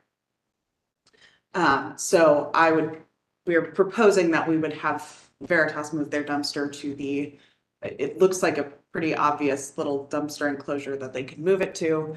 And we would move ours to the existing curved enclosure there and then build an actual screen. Right.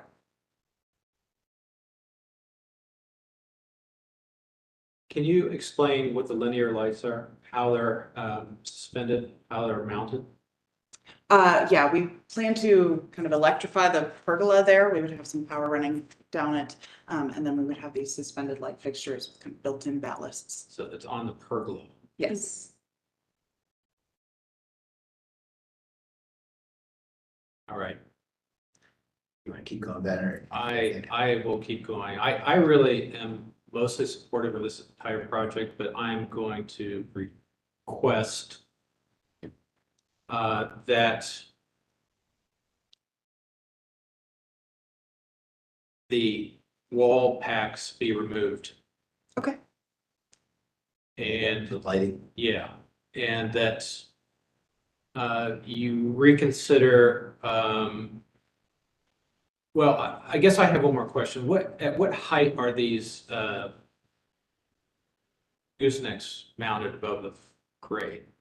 I think they are at 10 feet, 8 or 10 feet. On our elevations, they should have a Okay, I mean, I'm assuming they're kind of higher, and I don't really necessarily have a problem with that, but I think that you need to have a gooseneck or some sort of lighting over the doorways.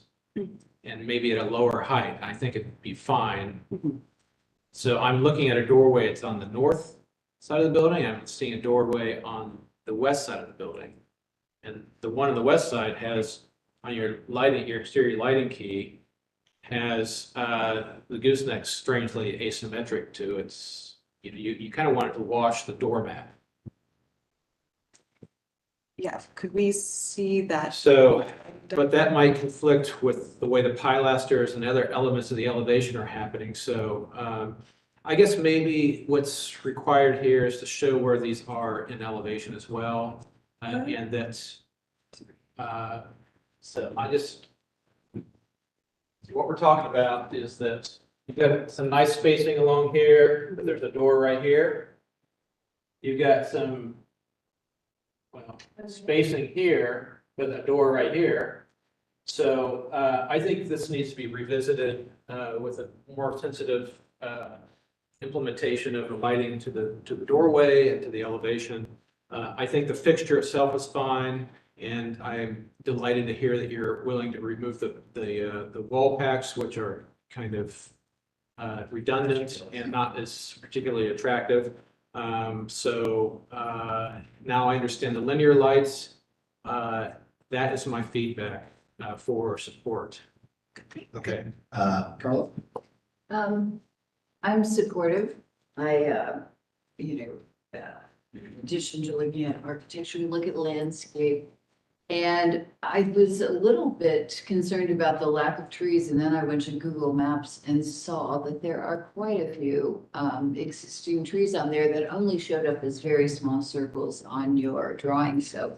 Right. it could We be can make them bigger. Then we wouldn't be so concerned. I do think, I said to Morgan, we were so nice, and that we said, you know, kind of like, please replace the tree that you take down, but I would like to say, replace that tree. Oh, Or to absolutely. Take one down. And then I also, before I realized there were so many trees across the front, said, I wonder if they're gonna take the dogs out there in that lawn and let them walk there. And is there any plant material that would survive urine? And oddly enough, the two trees that came up were the dogwood, and the other was the red twig dogwood. So, and also the arborvitae. So if you ever want to plant more, there are trees that are named after dogs even, so that makes it great. And I just, as an aside, I'm getting a puppy in a couple of weeks. Sure, congratulations. So I'm Inspired by the dog barber. Yeah. Brooke? I'm very supportive of the project. I do think Commissioner Goodman brought up a good point about the spacing of the exterior lighting to work more with the elevation, you know, maybe get a spacing going from the entries and then work your way out. But other than that, I'm very supportive. So fun. Yeah, very fun. Very fun. Just two quick things. So if I'm understanding, I'll just get up to. So these are both dumpsters now, Yes. or will be? They are existing dumpsters. The one that's shown on the west side there, that's existing and sitting right in front of the fence. Okay. And then the one that's on the north side is kind of outside of that curved area. I don't know why. I don't know who moved them. It's clear to me that their original intent was to be in those little curved areas. So I'm not saying this is necessarily fair. However, since you are sort of here and over, I think it'd be worth talking about some kind of closure for that as well. Because I know I used to go vote there and it was just kind of plopped in the middle. So if I walk past the dumpster, like physically to get to the front door of the place, which seems pretty strange. It seemed like it'd be disadvantageous for both you and for Veritas. Now there's sort of an active space to have that just sort of plopped out there. So if you could provide some sort of screening, you know, it doesn't necessarily have to be all four sides, even if it was fencing and or plant material that was high enough that it would screen that, just something. Because it seems weird that that's sort of sitting out there, kind of flying free. Then the other thing I wanted to know, on your fencing, you had color to be determined by owner. I'm not highly prescriptive of that, but knowing that you're trying to, you know, you got like bright red pergolas and things inside, since that's the kind of the facing line, even though there's a big wall in right now. Externally, I think it should be something that's not too intense. So I'm not imagining this being like bright red, bright blue, bright green, you know, something, it doesn't have to, I don't have to know exactly, but something a little more muted, darker, can be black, it can be gray, it can be rust, it can be whatever. So. Yeah, absolutely. We actually do want to clarify, the red pergola you saw on there was just the product. Oh, type. okay. Okay. It's not going to be. Which would be fine with me inside the wall. I don't really care what you do inside the wall. Right. Just outside, I think a little more control. Yeah, everything is planned to be pretty muted. Okay. You know, or Colorful on the darker interior. grays. Yeah, more colorful on the interior. I think the owner wants to do a lot more with maybe murals or signage or things like that that will come later after this. Gotcha. So with that, I think, you know, if you're willing to work with staff to come up with some kind of screening for that dumpster, and then work with staff to pick the final exterior color, I don't have any other conditions. that Any they other- replace the tree. Replace the trees, your condition. What else? Who else has any? Well, I'm really asking for an elevation with the light locations. So that should be in this set. It is, keep scrolling, And would you, actually, that kind of brings a bigger question. I mean, page 13. would you prefer that they defer the lighting plan and bring that back when they bring back the, That'd be fine. are you okay with that? Well, could we take a look at Sure. it just really quick here? This, A200, further down, when you say 13, yeah. This, Like, this area, I'm sorry, I can't see the detail number. A200, yes. A200 B5, if you zoom in, you can see kind of how that storefront is working. So the entrance isn't centered. It is to the left. And so the lighting is symmetrical to the storefront. It's not symmetrical on the entry of it, I guess. We could potentially move the storefront to the center, but it kind of messes with the proportions of what we were. I think that you only need one gooseneck there over the door, centered over the door. Okay, On the north elevation, which is communicated on what, also an A200, A5, Ben, what about ambient lighting? People are Right, walking to the entrance. Does that happen? that is our plan for the ambient lighting would be those goosenecks. But would just one on that elevation give you enough light? I think you bring up a good point. I think we could probably add another one to them. Yeah, it's a good point. There are parking lot lights there now that again, what future disposition that parking lot's gonna be, so. I am not fond of using building lighting as ambient lighting, but I will defer on this to be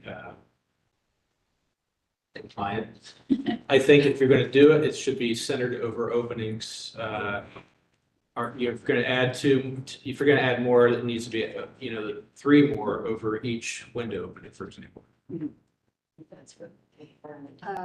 Yeah, on the longer elevation as well. And then on the longer elevation, well, I still think that on the short elevation, it should be centered over the door, but as opposed to over the opening or the window openings, you can center over the window opening. On the longer elevation, We've got 1, 2, 3, 4, 5, Where you 6, see? 7, 8. yeah, 10. I'm trying to see it. It's on page N of the. Yeah, I know that, but I just, On the next page as well, I think we have an elevation inside of that fence. So you can see it more clearly. but we don't see the lights on there, so I guess, They should be on there.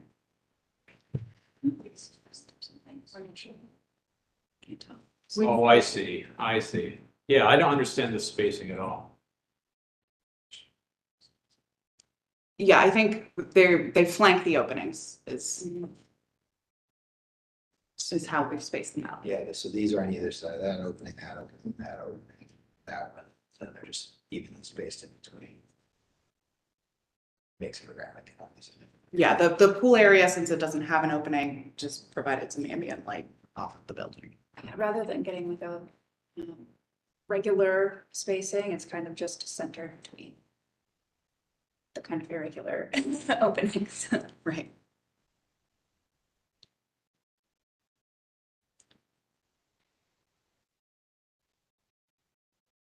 All right, well, I'm not the designer, so we'll say, the only thing that seems a little peculiar to me is on the far right-hand side, near the corner of the building. Mhm. It's just sitting right over the fence line or something, so let's just say that's gone and the rest of them are as proposed. Right. And that on the short side, that you can add, it's acceptable, you don't have to, but it's acceptable to add lights over each window and then center the one over the, oh, I see. So you do have them drawn in here. It's a lot of pages. I don't see them either. I think, It's not I reading think your good. best option in this is just to place 3, one between the windows that are marked E, one between the window and the door storefront, and one over door 100A. Okay. Does that make sense? Yeah. So it's kind of more centering them in between the openings, since they're that height. That makes sense to everybody? Right. Okay, and that way you get a little more lighting, so we're asking for additional light over here and a different spacing. And then removal of the existing ones. And the removal of the wall packs. And then I guess I have one more condition as well.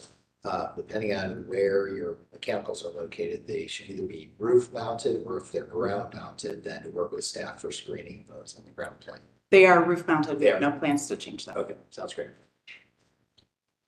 All right, so is that, I will attempt this. let's do it. I move on 23-11-019, 345 East Second Avenue to approve as submitted here tonight with the following stipulations that the existing wall pack lighting will be removed. The spacing of the gooseneck lighting will be reconfigured as discussed. I hope that Morgan, that the conversation is clear enough. If I could say that. It is, I would. Should I say it again? No, I believe I'm on the same page. I guess with this situation, I would recommend subcommittee for this one, Commissioner Goodman, for maybe a review of the different Okay. placement for the The elevators, subcommittee being, just to make sure that we're. since it's mine, I'll be the subcommittee. On that item, that there will be screening of the west dumpster, some combination of fence and or plantings. And that I understood that one of your thoughts was that the exterior fencing have a non-brilliant chroma color. It's something more muted, like silver, or black or gray or rust, right? And then the tree that's removed needs to be replaced in some fashion somewhere else on the site. If that It is, on the- yeah, shown It's next to the dumpster. Did that happen? You're right, there. And then what were the two things that were excluded? This does not cover the pool It's not cover the floor, the signage. or the side outside. Understanding that this does not cover those items. Can I just And the add, applicant will come back for those items. Yes. I'd just like to add that it's at least a 3-inch caliber tree. Okay. I think I have a note on the site plan now that says replace it with the same species. I think it's a. We're also asking it to be a decent size tree. reasonably sized tree as well. 3-inch caliber. I love a good tree. All right, All right. so with that, do we have a second? I second. All in favor? Aye. Opposed? All right, motion carries. Good luck when you anticipate opening Probably next summer. next summer, Next summer, if everything goes well. sometime next year. Good. Okay, Thank you all. moving along to number 8, which is ID 23-11-020-267, East Greenwood Avenue. Hello, sir. Will you please state, or raise your right hand and state your name for the record? Charles Perils. And you promise to tell the truth to the best of your ability in your testimony this evening? Yes. Excellent. Staff, what do you have for us? Proposed work description is previously viewed as conceptual application during the October hearing, proposing to split the lot into 2 separate lots. The lot is currently occupied with a small concrete block garage. Construct 2 two-family residential units on each lot.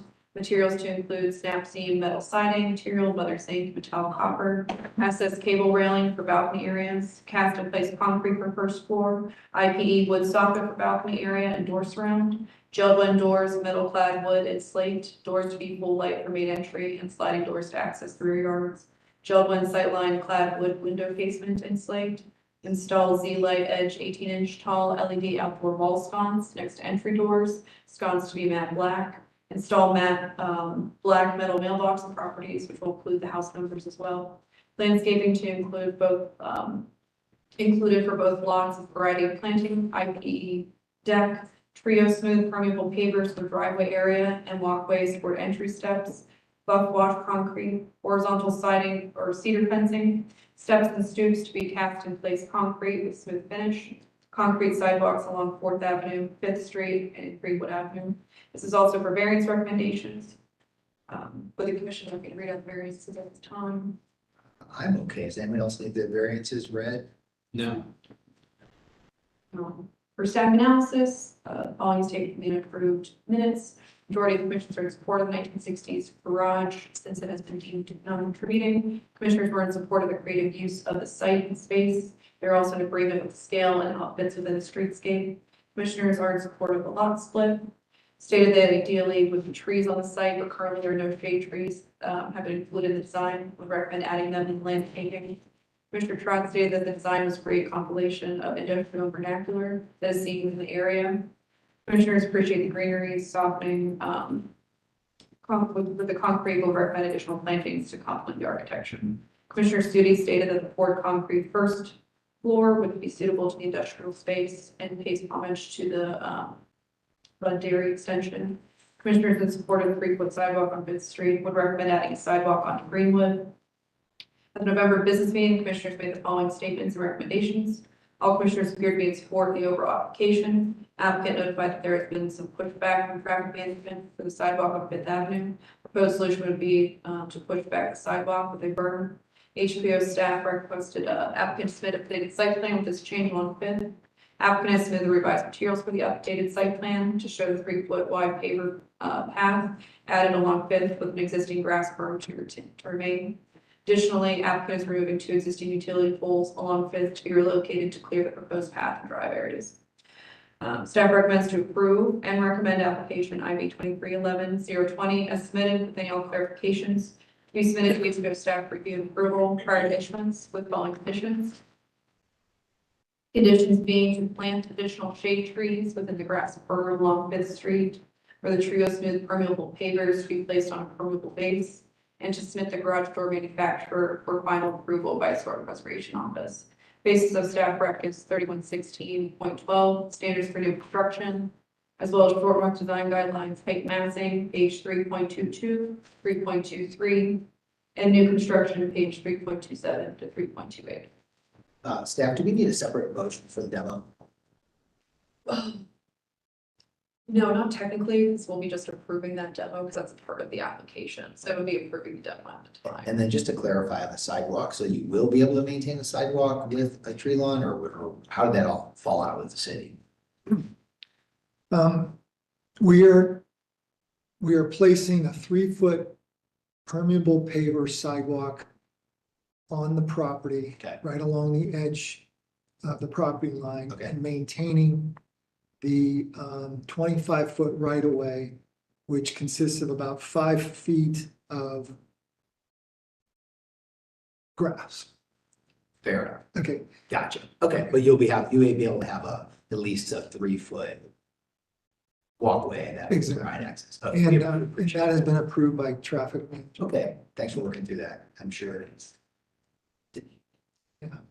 convoluted process, and I appreciate you guys. They've been tough. Okay, so with that, let's go around the horn. Brooke, do you want to start? I'm totally in favor with this project, and I appreciate that you got the sidewalks in, and, it sounds like,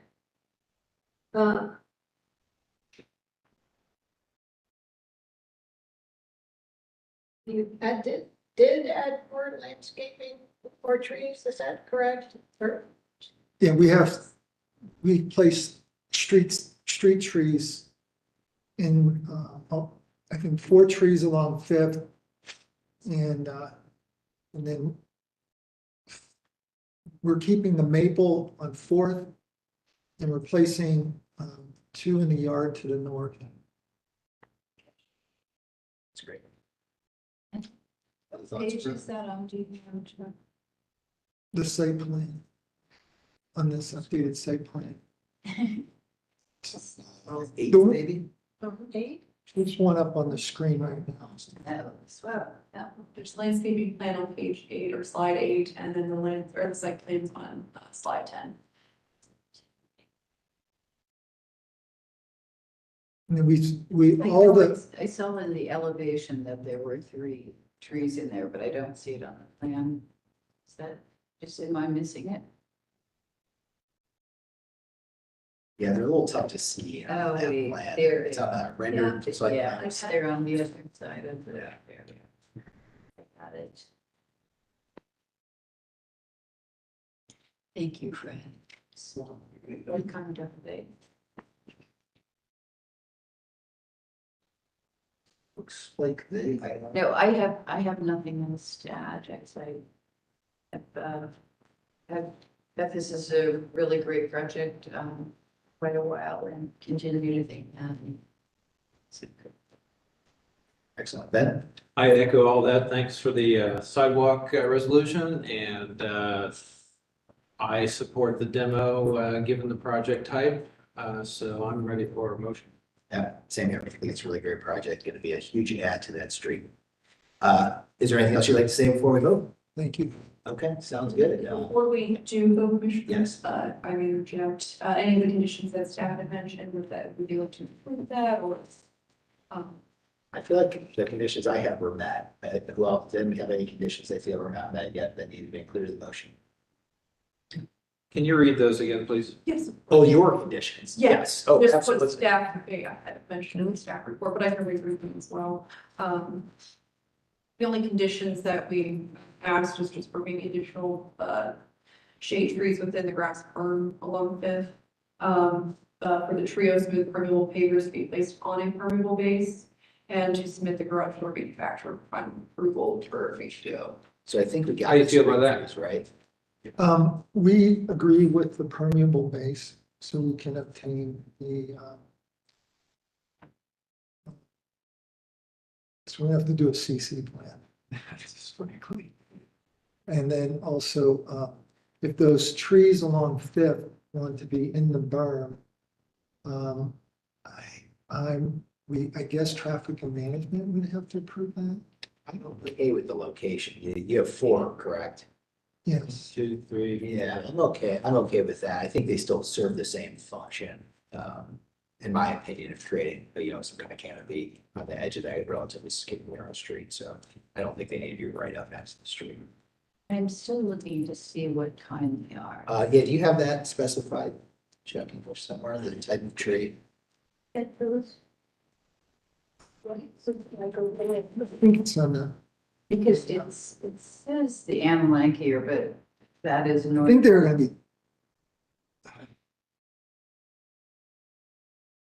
Dogwoods. Okay, so that's gonna be a small tree. And if we were looking more for a shade tree, something, you obviously are gonna need something narrow, so maybe like a ginkgo or, which would be beautiful. Yeah, there's a couple examples. hornbeam? on 4th As well. Hornbeam. Could be a hornbeam. But you could, I would say, you could do a hornbeam or a ginkgo. But anything that's just narrow and kind of upright, because otherwise it's gonna be growing into your house. Those, how tall those they cut? A ginkgo would get 40 Oh, feet, okay. something like that, where a dogwood, Yes. it's gonna be 20. And, a hornbeam, probably 35, something. So dense. Dogwood. I endorse that. 24. Are you okay with Yeah. working with, to turn in these to staff? That's appropriate, that we can No problem. agree, okay. Perfect, and so that'll take care of that condition, that'll be one of the You need a conditions. male Multiple papers, and then what was the last one? It just the manufacturer, it worked. Okay. That's not what it says. Yeah, so you can just turn in the manufacturer with garage door, the cut I sheet. think I emailed you. I'm I'll check. Yeah, I mean, I'll if that's, I'll resend yeah, it. and as a typical, item at the end of a motion, just to send us the final sheets to be stamped, but yeah, that's it. Okay, so whoever's making the motion, do you accept those conditions? So you guys, or, Carla, you making the motion? Boy, I don't know, I wasn't right, he writes them down. Ben, are you making? All right, on that, I move on 23-11-020, 267 Greenwood Avenue, that we approve, It's 267, right? 267 Greenwood? Yes. Okay, that's what I meant to say. With the following stipulations and clarifications, that we understand that there's a existing building to be demoed, that the driveway will be constructed with a permeable base, that the garage door spec will be submitted to staff, as well as a species of trees being proposed where the commission favors ginkgo, hornbeam, or other tree that's going to be at least 40 feet tall, 35 35 feet. and upright, And upright. and do you need to change?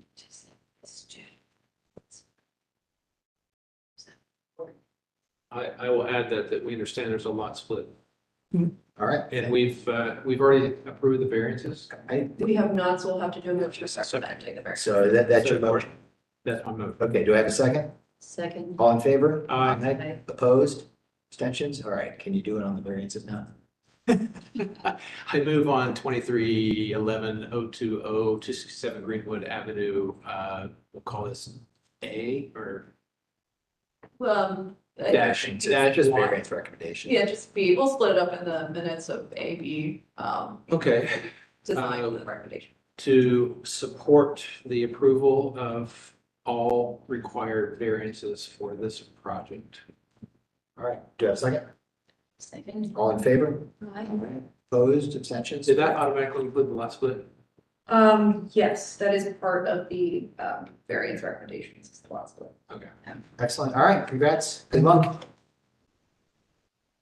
Okay, so now we come to our final agenda item of the evening, which is the conceptual, final regular item. Conceptual application, item 23-11021, 186 East 4th Avenue. Right.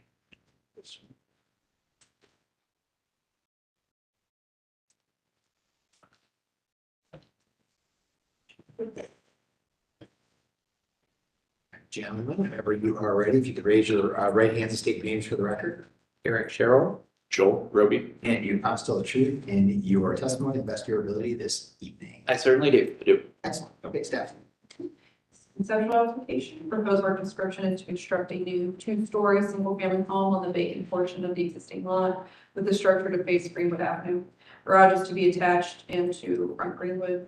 Materials include hardy cement 6-inch exposure lap siding with smooth finish, hardy cement vertical siding with batten smooth finish, roof shingles to be GAF slate line English gray, dimensional shingle from approved shingle lift, 6-inch K-style black aluminum gutters, windows to be Pella Purvia casement windows from the approved windows list, entry door to be Pella Craftsman smooth insulated fiberglass, garage door to be Clopay modern steel garage door with flush panels, 8 foot by 8 foot, site to include black aluminum channel style fence posts with stained horizontal cedar boards, and existing historic garage fronting for this to be maintained. Application was previously approved conceptually at the October 2021 hearing. Applicant initially submitted the application as a request for action. After initial review and review of the previous conceptual application, we recommended the application come back to the commission as conceptual review since the design has altered with the change of location of the new garage from the rear to the home, the rear of home to the front facing Greenwood. Following is taken from the approved October 12, 2021 commission meeting minutes. Regarding the two-story new construction building, the commission asked about height and compares to other homes on street. A couple of feet higher in height would be okay, but not taller than the other homes would not be appropriate. Removing mature trees, existing vegetation and screening would help to see site plan to understand vegetation plan. Materials seem appropriate. Regarding the rear addition and demolition, the commission asked how well cutting into the historic structure. This is pertaining to the garage, which is not pertinent to this building at this time. New building could be simpler and modern, especially from Southview. Concept is interesting. Perhaps flat roof could simplify without use of former. Prefer to keep existing masonry. Again, apologies, this is pertaining to the garage. I will move on to the business meeting minutes. I apologize about that. Commissioners have some concern with the garage being on the front facing street.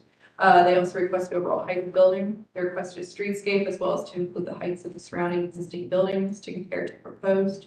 The new design appears to have created a forced awkward entry. The style on the structure appears not be consistent with the elements of the craftsman style. The commissioners, or not to, I'm so sorry. That makes me Thank you. That's the last. Thank you. Last one. We still have a little business item, guys.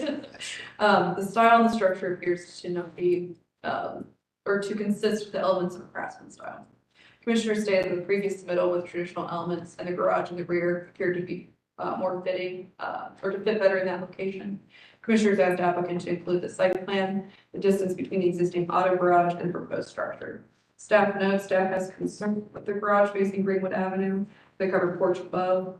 We would agree with the previous submittal appear to fit within the location better than what is being proposed. Commissioners could offer design feedback that could be utilized by the applicant to further refine the proposal for future ARDC meeting. No action is required. Basis of staff rec is 311612, standards of new construction.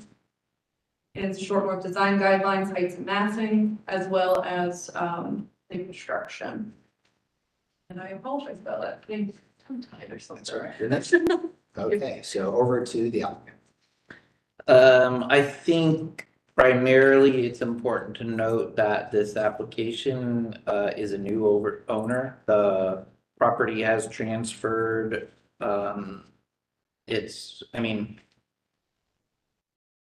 Different owner, different idea of how to use a piece of property, so I don't know how fair it is to compare it to previous applications, but I'll leave it there. With regard to the size of the building, it's the directly adjacent building to the east is a fairly narrow two-story, but one parcel over is a much wider building that would be similar or taller in height than this proposed building.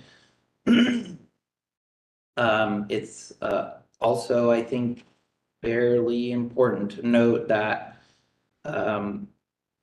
directly across Greenwood from the proposed structure is a private drive that's used by a warehouse that has garage doors facing Greenwood. It's fairly industrial in that area, and the two homes that are on Greenwood between Hamlet and or the two existing structures that you see on the first page of this application are really the only two existing homes that face Greenwood in this area between North Fourth and Hamlet. So two parcels to the west is a fairly new, is that 5 units? Four unit property with two duplexes that are similar in massing or taller than what's proposed. So I think other than that, I think I tried to answer your questions. I'll just get your feedback. Okay, let me just jump in a couple things that I think that to clarify. My comments from earlier than it is. I wasn't necessarily saying that you had to go back to the previous application, because I understand it was a different applicant. I think what I was trying to say is on the previous application, they did a number of things that I prefer to the way you were approaching this application. Whether or not that application ever exists, that would still be the case. So the primary concern I have is I think we have to look at this as very clearly a stretch of street that is in transition. There's very little doubt in my mind, and probably many real estate speculators in the area, that there is likely to be a sea change that happens between this and Fifth Avenue. I don't know if there's anything in the works right now, but if you look at the aerial you provided, one of those pages, it couldn't be more clear that you've got that multi-story residential project that wraps Fourth and Fifth. And that from there all the way over to Hamlet basically is a giant redevelopment site just waiting to happen. It's just a matter of time until someone figures out how to unlock that financially. So we do have a street that will be extraordinarily different on that side. And then we kind of have it flanked by two little houses on this side, one little house on the other side, and then new homes that do have a driveway and yet still kind of wrap the front of that without providing a direct garage access. So my take first is that the best case scenario would be if we could somehow rethink the way these existing lots, these backs of lots really, because they're the backs of 4th Street lots, are developed so that we didn't have to have driveways or garages rather facing the front. I can see the driveway, like on the old site plan, that could get behind the building and that would access a rear garage. I had no problem with that. That being said, I also can see that there may be circumstances that make that difficult to do. And would be willing to talk at least about the potential for a driveway or a garage there. I still would have to be convinced, and it would be much easier to convince me to put the driveway with a garage behind. That being said, if you did that, the vernacular of the building that you've chosen is, to me, it just doesn't work for me in that it's essentially sort of a traditional gable front house with a giant garage. And that just takes an incredibly suburban look to me and interjects it into the neighborhood.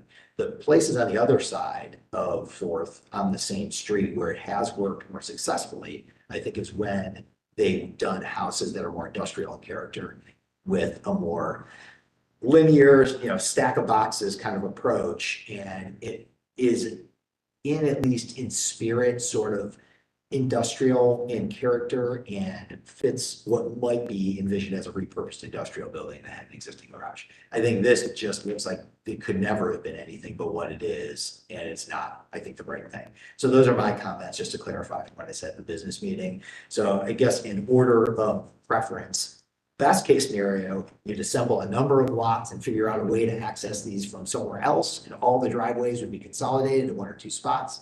Next best, put a driveway down the side of this thing and have the garage in the back. Third best, develop it in an industrialized character if you wanted to put a garage in front. So that's my summary. So from you, Ben. Yeah, to touch on that, when I came in here a while back, because we did that 4-unit development Yep. right next door, Mhm. and we did the same one on 3rd and 6th.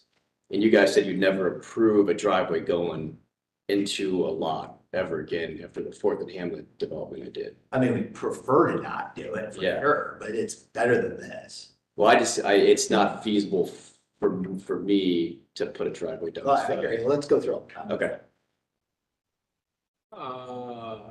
I think it's a great comments. It has a lot to do with how things fit in the fabric of the streetscape and the neighborhood. And I'll just offer a few other things that will focus on the architecture. That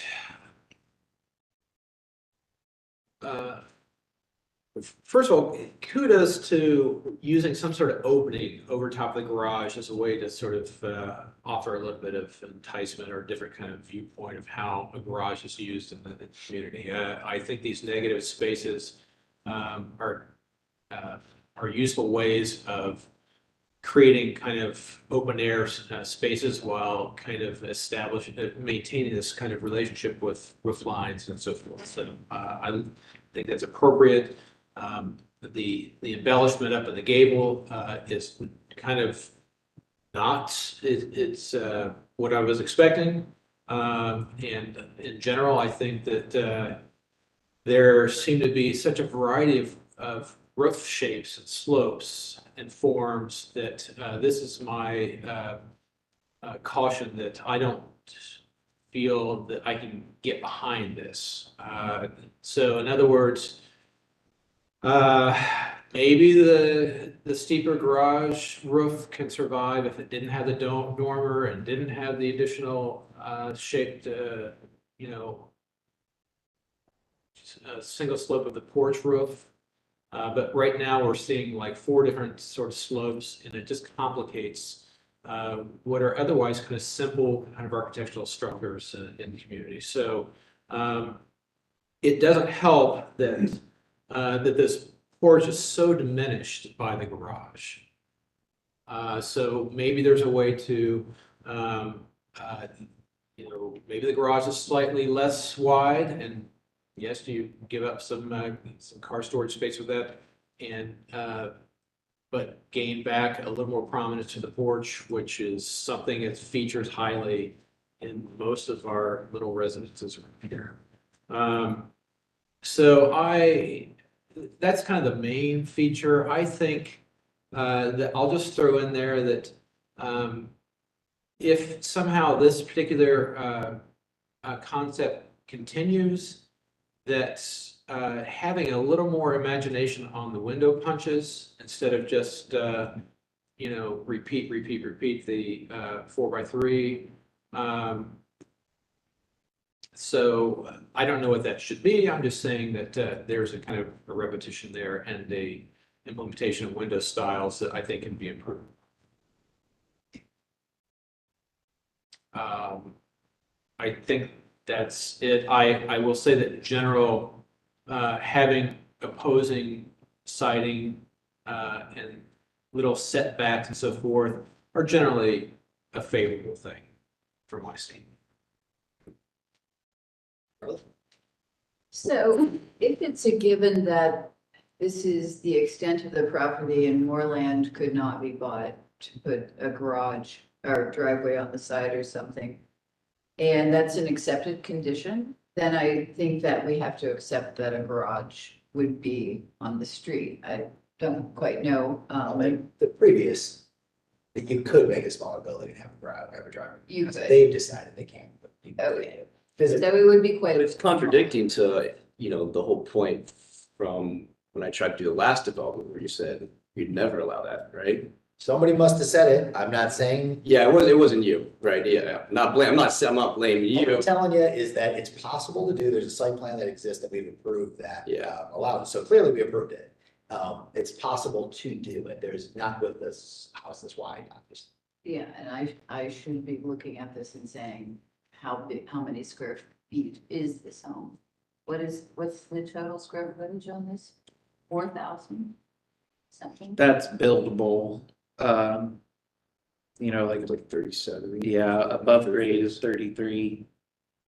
33, so it's still a fairly large house. Not great. So there is an option to do a smaller house. I'd say, you know, I think that's a consideration that we should say. I really like the idea of making it more industrial and putting a garage on there. It's just such a different feel than having a house like this with the garage. And I'll go back to what I said last time is I don't feel that the detail of the open area, the gable piece of that is consistent with the rest of the house. I think the rest of the house looks like it would fit into the neighborhood if you were going that direction, but that piece to me looks like you put a kind of craftsman's detail on more vernacular house. So. Yeah, fair enough. Brooke.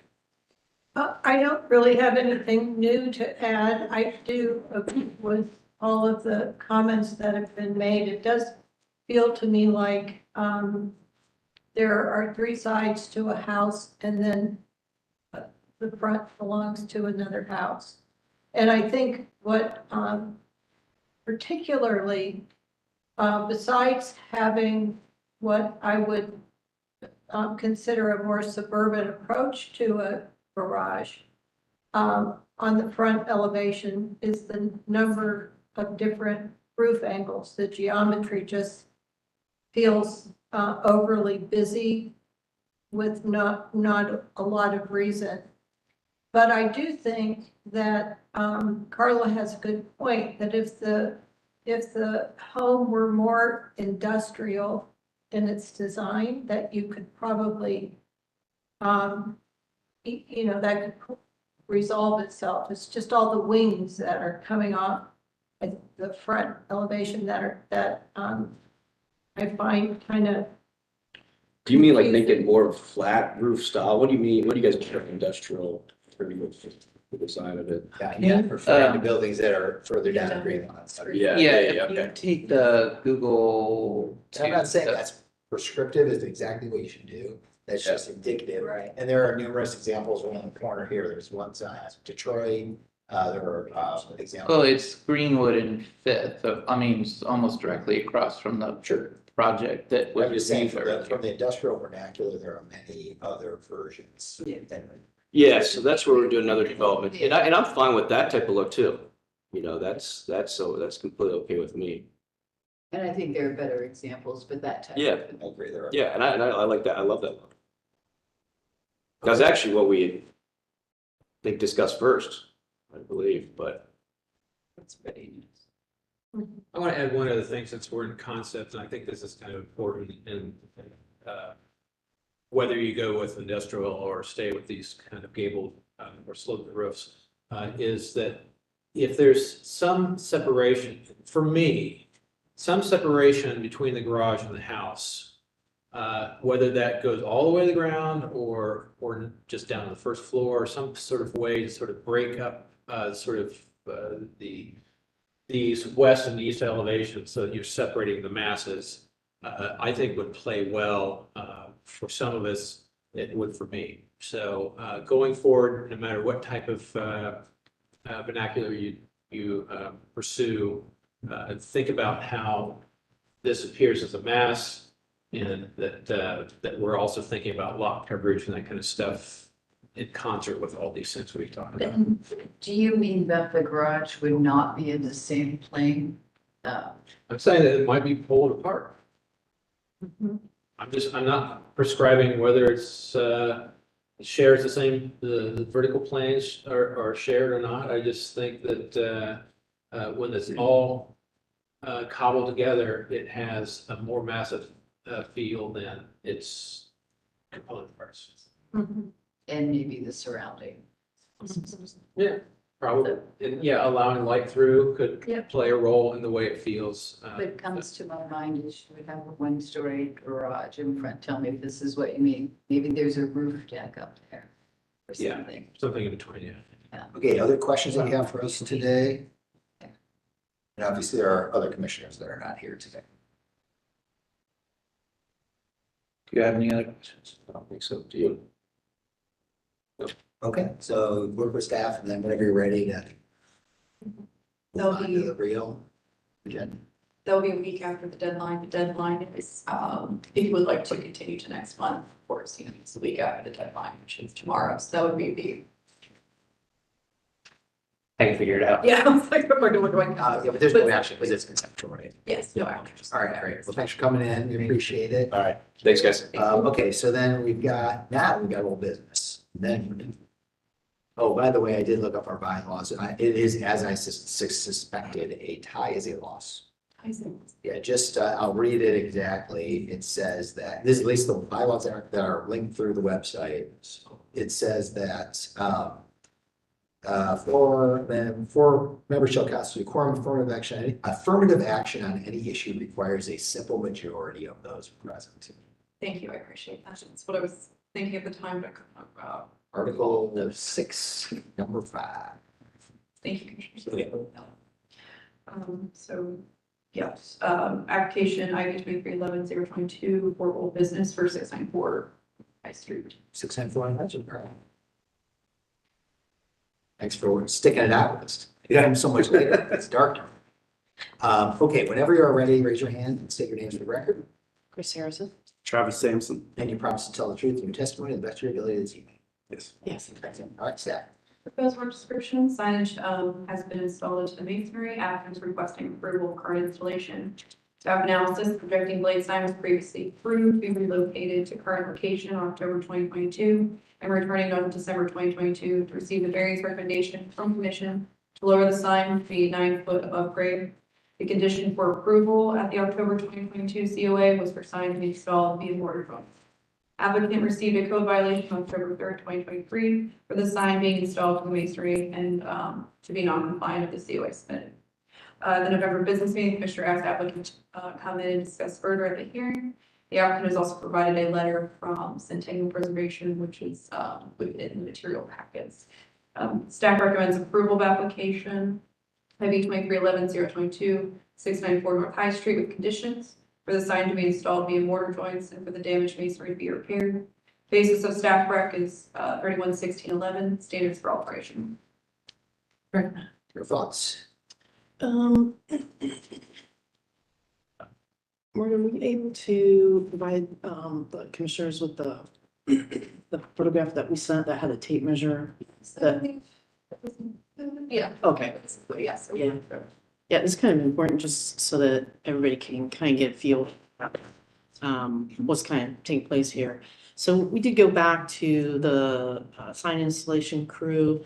The person that was in charge of this has since left, so we weren't really able to kind of go back and get what exactly happened. But you guys recall that the focus was to be at a certain height and to miss that that stone top of that pier there, which they did, but they ended up going into the masonry.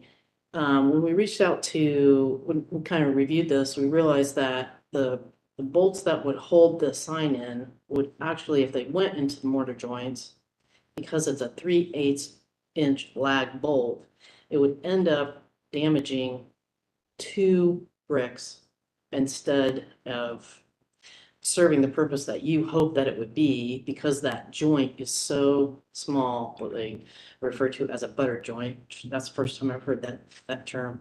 But it is literally an 1/8 inch tall. So there is no way, no physical way to kind of get that bolt into this particular masonry. So we're requesting that it to be approved as is, rather than pulling everything out and trying to suss out some other way to mount this thing. I gotcha. Okay. I know, Ben, you're the one who kind of noted the joints of the business meeting. What are your thoughts on this? I stand with that assessment. I think that Chris and the applicant are correct that it probably would have damaged more brick. And I don't think that the guidelines and our sort of assessment in the past has really acknowledged this kind of joint. I think it merits further conversation on the side, but in any case, I don't know what the right solution is going forward, is what I'm saying, for future decisions. But at the moment, I am completely inclined to side with the applicant on this, given the predicament, especially when you start to consider that if we remove it, try to relocate it, we're just damaging more brick. And that I think that in terms of precedent, that we're qualifying the approval of this based on the unique conditions that we just talked about, referencing the butter joint. Yeah, I mean, I don't know the number, but I know that the vast majority of buildings on High Street in our neighborhood don't have this condition. So probably some other ones do, but I can't think what they are. So I'm inclined to support it with heavy qualifications for future precedent, as is, to benefit that it just stays as is. Carla, thoughts? I agree with that. I wish you could spin those little bolts black. I could do that. Yeah, so I agree with you 100%. Brooke, what do you think? I would agree. I don't know what a better solution was, but I would ask that to paint the big bolts. Yeah, Pretty hefty bolt. I'm pretty fastidious. I'm shocked that I noticed that. So, All right, well, it sounds like we have a relatively straightforward motion there with one minor condition. Can we care to make that one? How's this, does this motion have a number on it? It does. Oh, there it is. Okay. I move on 23-11-022 to approve as submitted with the following stipulations, that the applicant find a ladder and paint the bolts. no problem. And that the reason we are approving this application that seems contradictory to our past guidance is because of the brick and mortar style. And that we've learned something about this brick and mortar style that we will accommodate in future applications more appropriately. And that I invite the other commissioners to, at the next business meeting, supply any sort of ideas about the best way to do it, and staff, if you don't mind. Of course. In this condition. All right, do we have a second? Second. All in favor? Aye. Opposed? Abstentions? All right. Thanks for coming in. Thanks, Steph. Appreciate it. Thank you. All right, staff, what else do we have floating out there in the world? Not much. The Plumage Tree Survey was something that we talked about at the business meeting. I did link the website to the agenda if that needs to be or would like to discuss further by the commission at this time, or, could just continue on a business meeting.